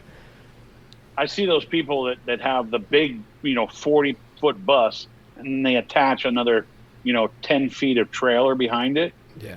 I'm like, how many times they hit things they don't know about? We just recently moved back in October, and yeah, I feel you on that because it was an absolute shit show. Me driving the massive U-Haul truck while just a truck, let alone a 40-foot tour bus. Yeah, no, exactly. While these frittatas that I call friends were sitting there going, "Yeah, you're fine," backing up into this driveway that's only about 8 foot across. I'm like, you screaming on the street. 3 inches on each side. I didn't have shit. There was a buddy I play hockey with posted a photo 2 days ago, and it was a highway up here in Indiana, and it was a truck. It was a pickup truck. And it was hauling an RV, and attached to the back of the RV was a speedboat. Oh, fuck that. And the caption just did, "Bro, save some pussy for the rest of us." So, okay. Yeah, dude, I'm not a fan of, I'll let the professional that knows how to drive a 45-foot bus, I'll let him do it. We went teeter-tottering in the middle of a intersection in Nashville, Tennessee, because our driver decided to take a left turn out of a hilly driveway, and we were stuck in the middle. It came up and hit in the middle of the bus, and was that? We had to call a wrecker, not a normal tow truck, a wrecker, to come out and pull us 22 inches. Nice. You can't beat that. It was the biggest $1,000 mistake ever. That's awesome. So. I'm going to say fuck it. I'm going to shamelessly pitch something to you here, Pete. And you already actually touched on 2 of these things. So, I can see where this is going, but we have a brilliant idea for you. An exclusive, which I know you said you don't do exclusive, for Rudy's shop, a stick called the Muerto por Dentro, the Dead Inside cigar. I think it's a brilliant fucking idea. So think about it. That's actually not that bad, but I'd have to think about it. You know what? The biggest fear factor right now for us is that we need to, right now our substantial equivalence deadlines with the FDA is coming up on September 9th. Gotcha. And we all are trying to make sure we get through that cleanly. And then hopefully we'll go from there. But we have a lot of stuff that we have to push through that, and once we're done with that, we can kind of breathe a little easier, but still have to work harder to make new cigars. Yeah. There's a chance that might get pushed back a little bit too, because now with the way the FDA, when we negotiated the extension for September 9th, no one knew how long this pandemic was going to last. We all thought we were going to be out of it at the end of May, right? Yeah. Right. And May was the original deadline. So you can't expect cigar companies to get this stuff ready during the beginning of a pandemic. You got to push it down the road a little bit. They pushed it down the road to September, and now all of us are like, there's no way that you should be expecting cigar companies to get this stuff done. But it's all just a digital file that we have to replicate, 300 times. So Yeah, it still sounds like a bunch of, anything going on, just a bunch of shit, just extra a shit bunch that you of got to deal with. Well, More political uncertainties paperwork. and the cool thing about it is that we have a template that we made that kind of describes one brand to a substantial equivalent brand to a grandfathered brand, and we just have a spreadsheet. We mail merge all of it. gotcha. So from there, we just have to go in and add a few invoices showing proof of timeline, and then a few pictures showing the items, and be done with it. But it's still a lot of work. I can imagine. Now, do you guys have to submit all that shit for the potluck stuff too? Like What's that? the potluck cigars, like the fake meat and everything like that. Are those on the All stuff? that shit's gonna end up in there. Okay. Yeah. So I did. There's some things that might not end up in there, but most of it's going to end up in there. Gotcha. So I do got to ask you, because Jeremy and I are in the process of still, decorating our studio and whatnot. And do you guys, currently we have, I can't see it from here. It's so dark. Are you guys in in the the damn same corner. building, by the way? Yeah. We're in our What, studio, which is Jeremy's spare empty bedroom. But you can't see it very well. We've got a Nice. dope ass poster from my father up Oh, there. yeah. And a couple. And I saw the Black Label trading stuff behind you too. Do you guys have any posters or anything that we can order from you to Class up the joint. class it up? Dan, That's right. Dan Welsh still might have. So, Joe can actually hit up Dan. Dan still might have a bunch of old posters of La Riqueza, Triunfador, and Ambos Mundos. Gotcha. Really cool, embossed lithos of those brands. He still might have some that he can roll up in a tube and send your way. Right on. Awesome. Cool with that. I can't, I had to get rid of them all because some of them had the Fleur-de-lis image on it, and I kind of made amends with another company to kind of limit my use of Fleur-de-lis. Gotcha. It's a long time ago. This dates back to 2009, 2010. And, of course, I still use the image, but I try to not make it a focal point anymore. Yeah, we're trying to, because we're really getting ready to dive into trying to get. We've been up for about 7 months 7 months on all the podcasting platforms, but we've finally made the decision and got off our asses to make that venture into YouTube. So we're really trying to spice up the studio. Class up the here joint, and as Mike get some. put so well. Yeah, we finally put tablecloths on the table. We were fucking proud of it. Just today, we were proud of ourselves. We were like, shit, this really spiced it up. Well, the tablecloth will help because it'll actually mute the sound in there too. Yeah, And we just got up our and little. we just the sound I saw walls the egg behind crates us back here. there. Yeah. I was gonna say, Pete, I have one circling back random cigar question. Tomorrow night at the shop, I'm doing a member event, and we're bringing a bunch of the guys in every month. Wait a second, you guys are all in the same room? Yeah. We're muted because we're all going through the mics, but we're all in the same. Hold on, Anyways, we're all in the same room. Yeah. I just started recognizing the blue wall everywhere. Yeah. Wait a second. No, We all design our houses the same. right. So tomorrow night, we're doing a member event at the shop. Once a month before COVID happened, we would meet, 8 or 10 of the members, we'd all chip in, and somebody'd buy like a bottle of scotch that normally one of us wouldn't buy. You know, we all chip in, so we're getting a $300 to $400 bottle of scotch or something crazy, and we bring food and we smoke a cigar and we drink it. So tomorrow we're doing like a Talisker 25 and like another rare bottle. And so for tomorrow night, my dad and I are doing ravioli and meatballs for everybody at the shop. We're doing like Pasquale food, and I was like, you know, if we're gonna do this, like, I'm gonna pick out like a cigar that is gonna be on point for this. So I actually from one of the shops that it wasn't Havana, but it was a shop down in Florida. I picked up a couple boxes of Escassos. Nice. And I got the Corona, and I got the Churchill, the A, I think it is.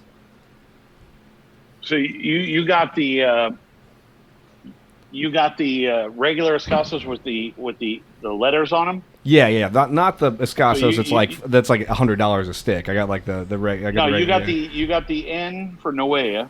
So you got the Corona. Yeah, and I got the Churchill. And then you got the T, the T. Taino. Yep, that's it. The T. Yeah. So we're doing the T tomorrow night with the Scotch. You know the date stamp on the box? I do not. I didn't remember. I'll have to look at it. I'll message it to you. If it's April 2020 and newer, remember date stamps in the factory mean the day it leaves the factory. It has nothing to do with the production date. Okay. But anything that was date stamped after April or April 2020 and on is the new Corojo 99 shade grown wrapper that the family grows. And when I tell you that tea reminds me of an old punch double Corona from a 50 cabinet. Really? You know, like back in the early 90s, you get these amazing punch double Coronas. Back when Cuban cigars had a lot more punch to them, literally. Not just the brand name, but the style of the cigar. And the guys from Updown, Joel and Phil told me, he goes, the Taino is like so much like an old Cuban double Corona. It's ridiculous. No, I can't. I think Mike, you smoked. I gave you a couple. I've had one of each so far. Yeah, at least one of each. Yeah, I haven't smoked the T size yet. I've only been smoking the Corona. So for all these guys tomorrow night, they're gonna get Scotch and the T Escassos. And what's the Scotch you're doing tomorrow night? Is that the Talisker? Talisker 25. I picked up a bottle of Lafroig Lore, which is like a 21-year Lafroig, and then somebody's bringing. You guys are going smoky. Well, the problem. I mean, the Talisker is pretty smoky still. Yeah. Now try to hit a little water in there to tone it down a little bit. I'm sure. Because I think the sweetness off of that Corojo 99 wrapper, a sherry cask would be really, really nice with it. Well, just saying. No. There's actually an Ardbeg. I don't know if you've had. I don't know if you drink Scotch much. I'm guessing you drink a little bit of Scotch. So you're naming Scotches that I can't stand. Oh well again, no. See, I started as I drank a lot of bourbon, and I'm still probably more of. I drink a lot of bourbon. We're drinking Baker's 7 right now. Well, see, I hate. I hate peat. Like right. That's the funny part. Is well, that's what I'm saying. It's like Scotches. So, like Band-Aids, you know? Right. And so a lot of the Scotches I would normally pick up are probably more of the Macallans and Glenlivets and stuff like that are going to be more in that middle range. And there's an Ardbeg Black. It's got like 4 A's because it's got like sheep on the bottle of it.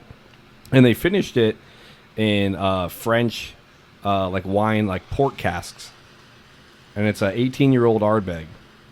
Was it finished in French Sauterne barrels, maybe? Well, you know what? No, it was this. It was French wine casks for like half the blend, and they finished the other half in a New Zealand port, like a New Zealand port like barrel. So it's still an Ardbeg. It's still got that peat, but it's very subdued for an Ardbeg because most time you drink it. Cool. So yeah, it is really cool. So if you see black, it's got like 4 A's, black, and it's got sheep on it. If you have somebody try it, they would never guess it's an Ardbeg because Ardbeg and Lafroig, you just expect smoke and peat, and it tastes like something you'd pour on a wound or something like that. And so it is more subdued as that. Again, I prefer probably more of the middle of the road Scotches versus the peat bombs.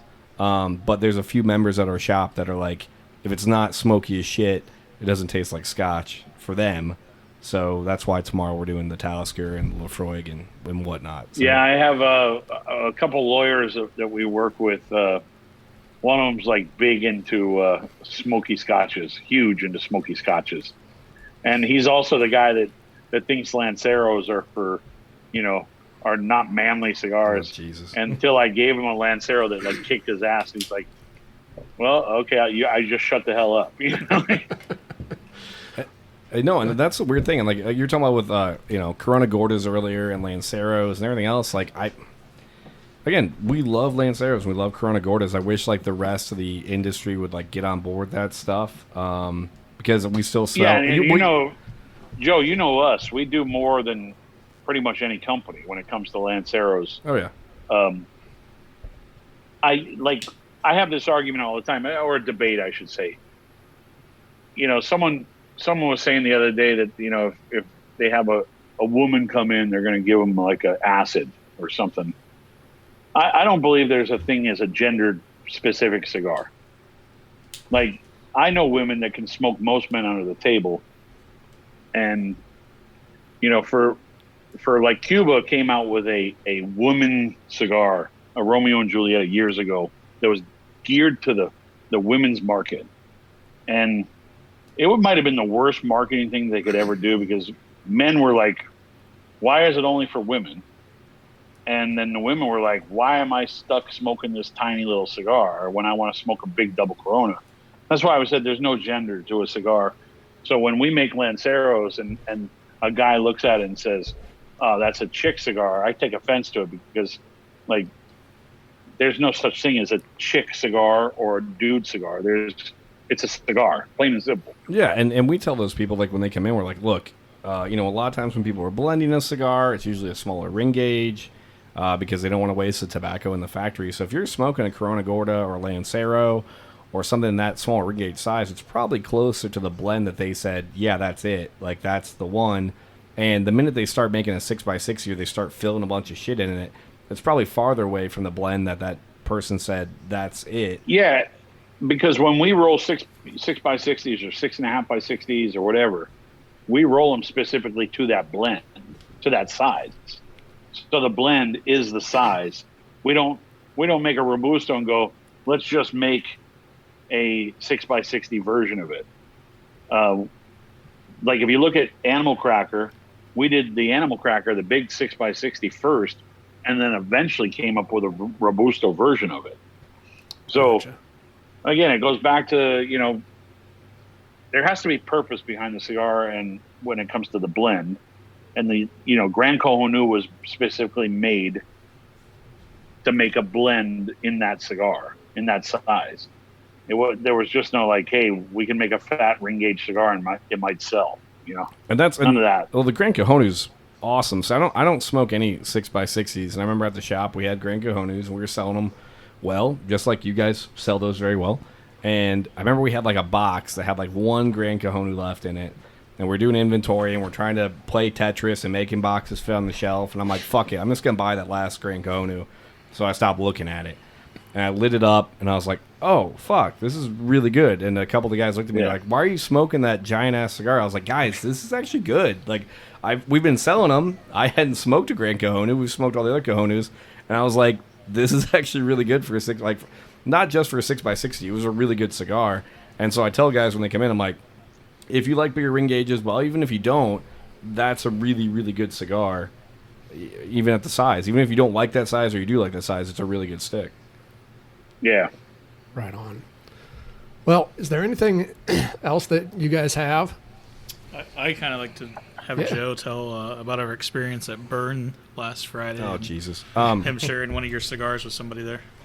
Yeah, so we were at the roadshow thing that Oliva, Alec Bradley, Rocky, and Crown Heads are doing. They came to Indy, so we went to Indy Friday and went to Rocky's new place, and it was good. We hung out, got to see everybody. It was like a very, very mini PCA type experience and whatever. And at one point, we were sitting around smoking, and Rocky was at the bar watching golf, and he looked kind of just bored. He's hanging out, and I was going to my Herf.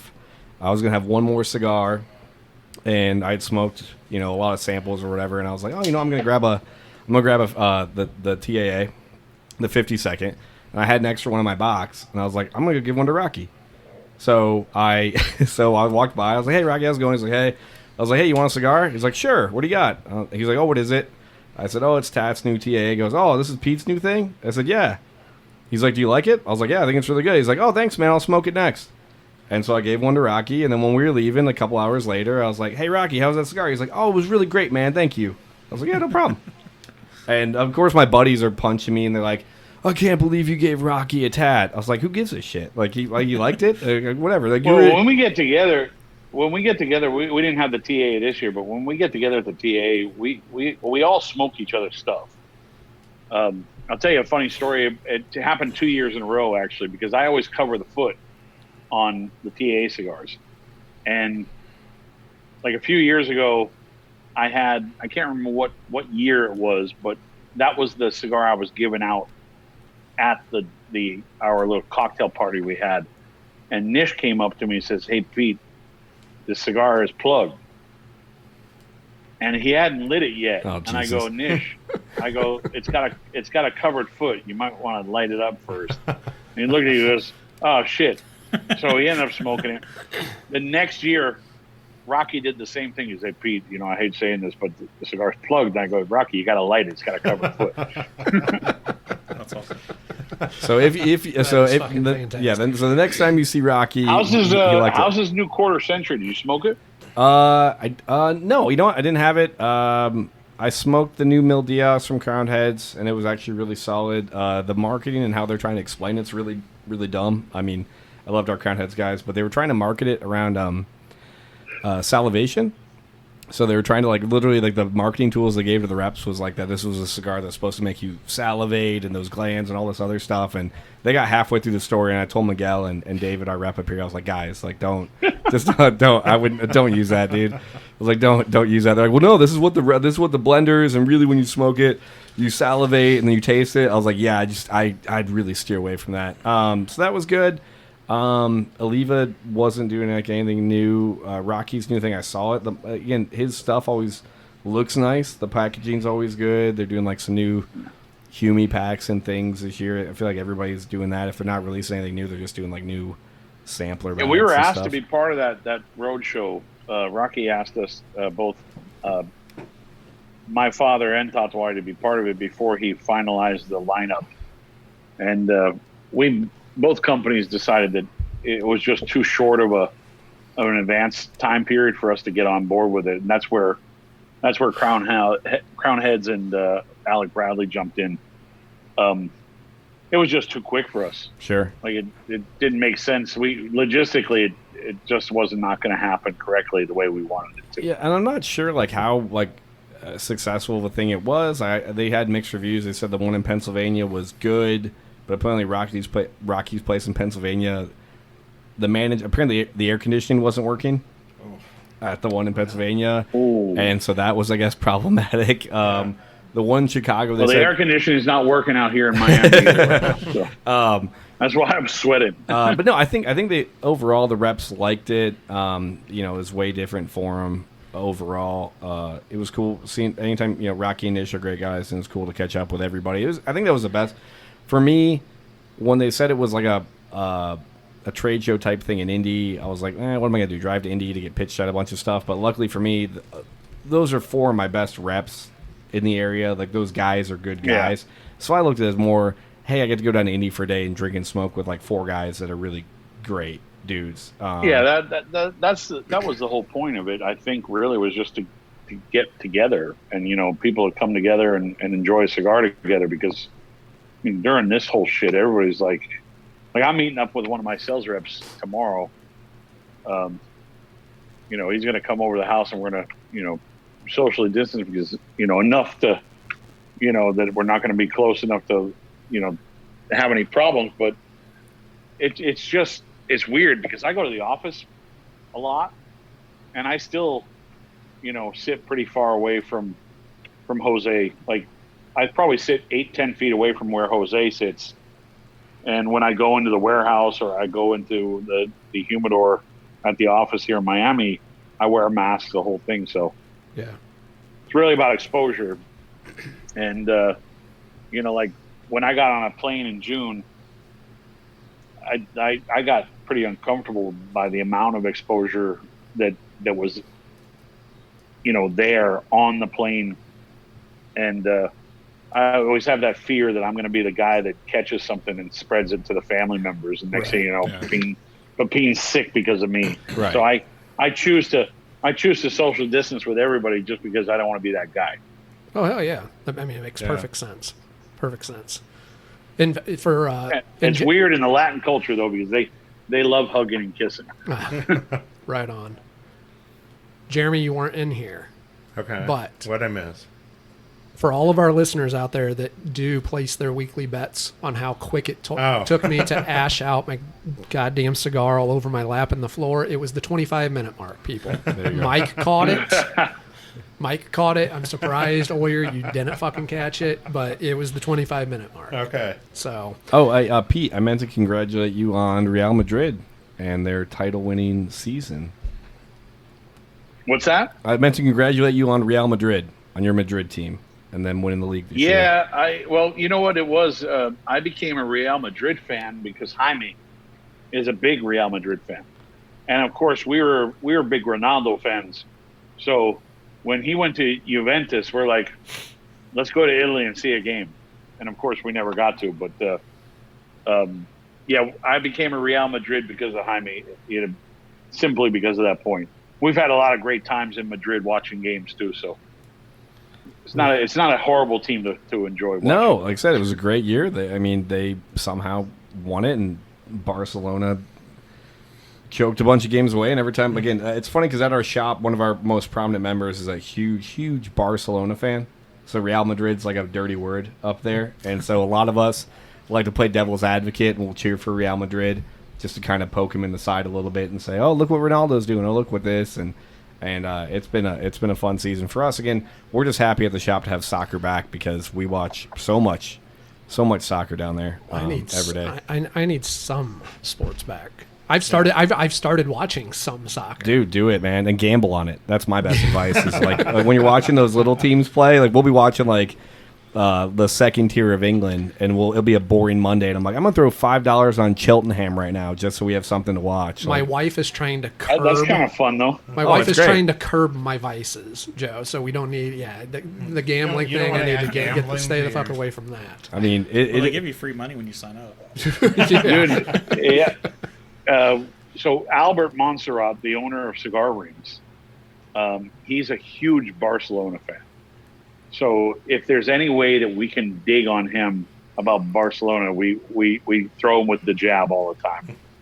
And it's usually, when they win the Champions League, we're like, hey, by the way, you had a good season, but better luck next year type of thing. And he just sends angry faces back to us.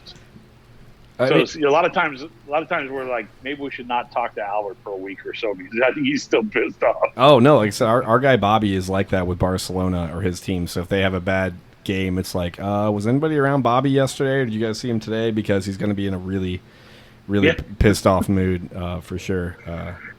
Yeah, I mean, we actually even we were in Barcelona with Albert, and he took us to dinner. And the waiter at the restaurant where he took us to was actually a Madrid fan in Barcelona. Nice. So for you got a some huge reason, tip. he can never live it down with us. Are you guys both soccer fans?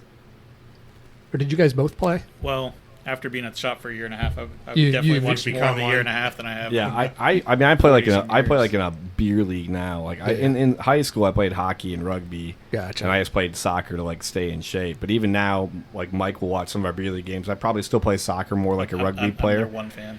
Yeah, I still play. I play soccer probably like a little bit too physical apparently for like soccer how it's supposed to be played. Yeah, there's not a lot of finesse in my soccer game. It's a straight. No, Run, there's not a lot of finesse in my soccer game either. Well, he's looking for the boards to check him into, and there's no board there, so he's just running straight through people. Pretty much, yeah. But it's good though because the reason we started a Maduro's beer league team this year, a bunch of guys from the club, because Bobby, one of our members, he used to play professional indoor in America when it was like a big thing, and so we started the beer league thing. And it mainly was an excuse for us to like drink and smoke cigars one night a week. So that's the reason we started playing. And luckily, nobody got like hurt. Right. That was a good thing behind it. Yeah, right on. Was there anything else that anybody wants to, run by Pete here? Ask No. Pete while we have We're him. all good. Just want to make sure we can secure at least 30 to 40 boxes of the new Monster this year. Looking forward to the new Cabaguan coming out. Things are. Yeah, I'm actually looking forward to the new Cowboy One coming out. The bans have been delayed because of production so the cigars luckily have just been sitting and aging. I think the bans might land in Nicaragua sometime this week, so they need to start boxing them and banning them. But I'm going to want to let them sit and acclimate for a while before I start selling them, because when you have a cigar sit for so long in the humidor, over time, the humidity level is not nearly as high compared to like the stuff here in Miami. I could leave a cigar in the humidor here in Miami for 2-3 years and box it up and it's ready to go, because the humidity is just it's around. It's everywhere. Nicaragua actually struggles for humidity, so sometimes it's you have to pump humidity into them before they get packed. Gotcha. That's So interesting. will this year's Monster release obviously be the Karloff's going to be October-ish time frame? Yeah, it'll be the normal release. Okay. Right around Halloween, or I'll probably ship everybody within the first week of October. Okay. Cool. Yeah, we'll hit That up. way everybody has them for Halloween. Okay. Yeah, we'll hit up Dan. I mean, we'll probably do our event in October like we normally do, so we'll get Dan on the Yeah, it will be calendar, my easiest. It will probably be my easiest distribution, because everybody's getting, the same thing, instead of having like the unlucky list and they have to get a certain amount of dress boxes and plain boxes. Now it's like everybody's going to get the same item, which will make my life easier compared to other years. Are you guys going to do a lighter with the Karloff or just the cigar? No, just the cigars. The lighter, again, we would do them every once in a while with the lighter company. I think we're probably going to wait till the next one to talk to them and do another lighter. Okay. It'd be nice to do, a Frankenstein lighter. Yeah. That would be cool. Well, Pete, we want to thank you dearly for joining us. Very, very much appreciated. This is a good time. Thank you. First off, thank you for, what you make, what you produce. Top of the line shit. I very much enjoy them. Joe, thank you for bringing let me get it right. The TAA, the 52. Yep. Fantastic. 2020. Yeah. 2020. The 2020. Well, okay. no, dude, I always say this, like, I'm very fortunate that I get to work with a great family. Yeah. That makes great cigars. At the end of the day, I don't make the cigars. I have to rely on them to make me my product that I put together. But that's why I've been their longest standing client since 2003, and Right on. And very happy with putting all my eggs in one basket. Excellent. Well, thanks to you, Pete. Thanks to My Father Cigars. Thanks to Rudy Shop Thank you. again. All the listeners out there, check out Rudy's here in Fort Wayne. Check out any and all Tatuaje product. Again, fantastic stuff. And Pete, hey, thanks for joining. I'm dead inside. No, you're welcome, man. Thanks for having me on. Good seeing everybody. I'm glad to see that everybody is happy and healthy and safe. Yes. Hey, you as well. Right. Thank you. Take care of yourself. Thanks, Pete. Right on, guys. See ya. Thank you. Take care. Jeremy, Are we out? we are out. We're out. You can get. Well, Jeremy, Hey, you want to wrap it up? Joe already logged off. Joe's already like, I can still hear you. I'm outta here. I can still hear you, but He's like, I'm I'm out. hey, everybody out there, find a little love in your heart. Stay dead inside. See you, bitches. Take care. Nice. Hey everyone, I hope you enjoyed the podcast today, and I wanted to let you know, if you enjoy what you're hearing, there's a couple of ways that you can help support us. We have an Amazon link at the bottom of our website at imdeadinsidepodcast.com that will take you to Amazon if you're going to be doing any shopping that day. You can click through it on your mobile phone, your desktop computer. It works through anything, and if you click our link before you go to the Amazon page, then we get a percentage of what you buy that day. that small percentage then comes back to us and helps us offset some of the costs of the production of the website, and is going to allow us to continue doing what we love and hopefully bring you guys more episodes in the future. If you're so inclined to support us directly, we also have a Patreon page. It's linked on the support page of our webpage that you can get to from there. You could also go to patreon.com/I'm Dead Inside Podcast. We have several tiers of support there that you can choose from, and just from a couple of dollars a month, you can help us offset the cost of bringing this to you. Again, we thank you all for listening, and see you next time.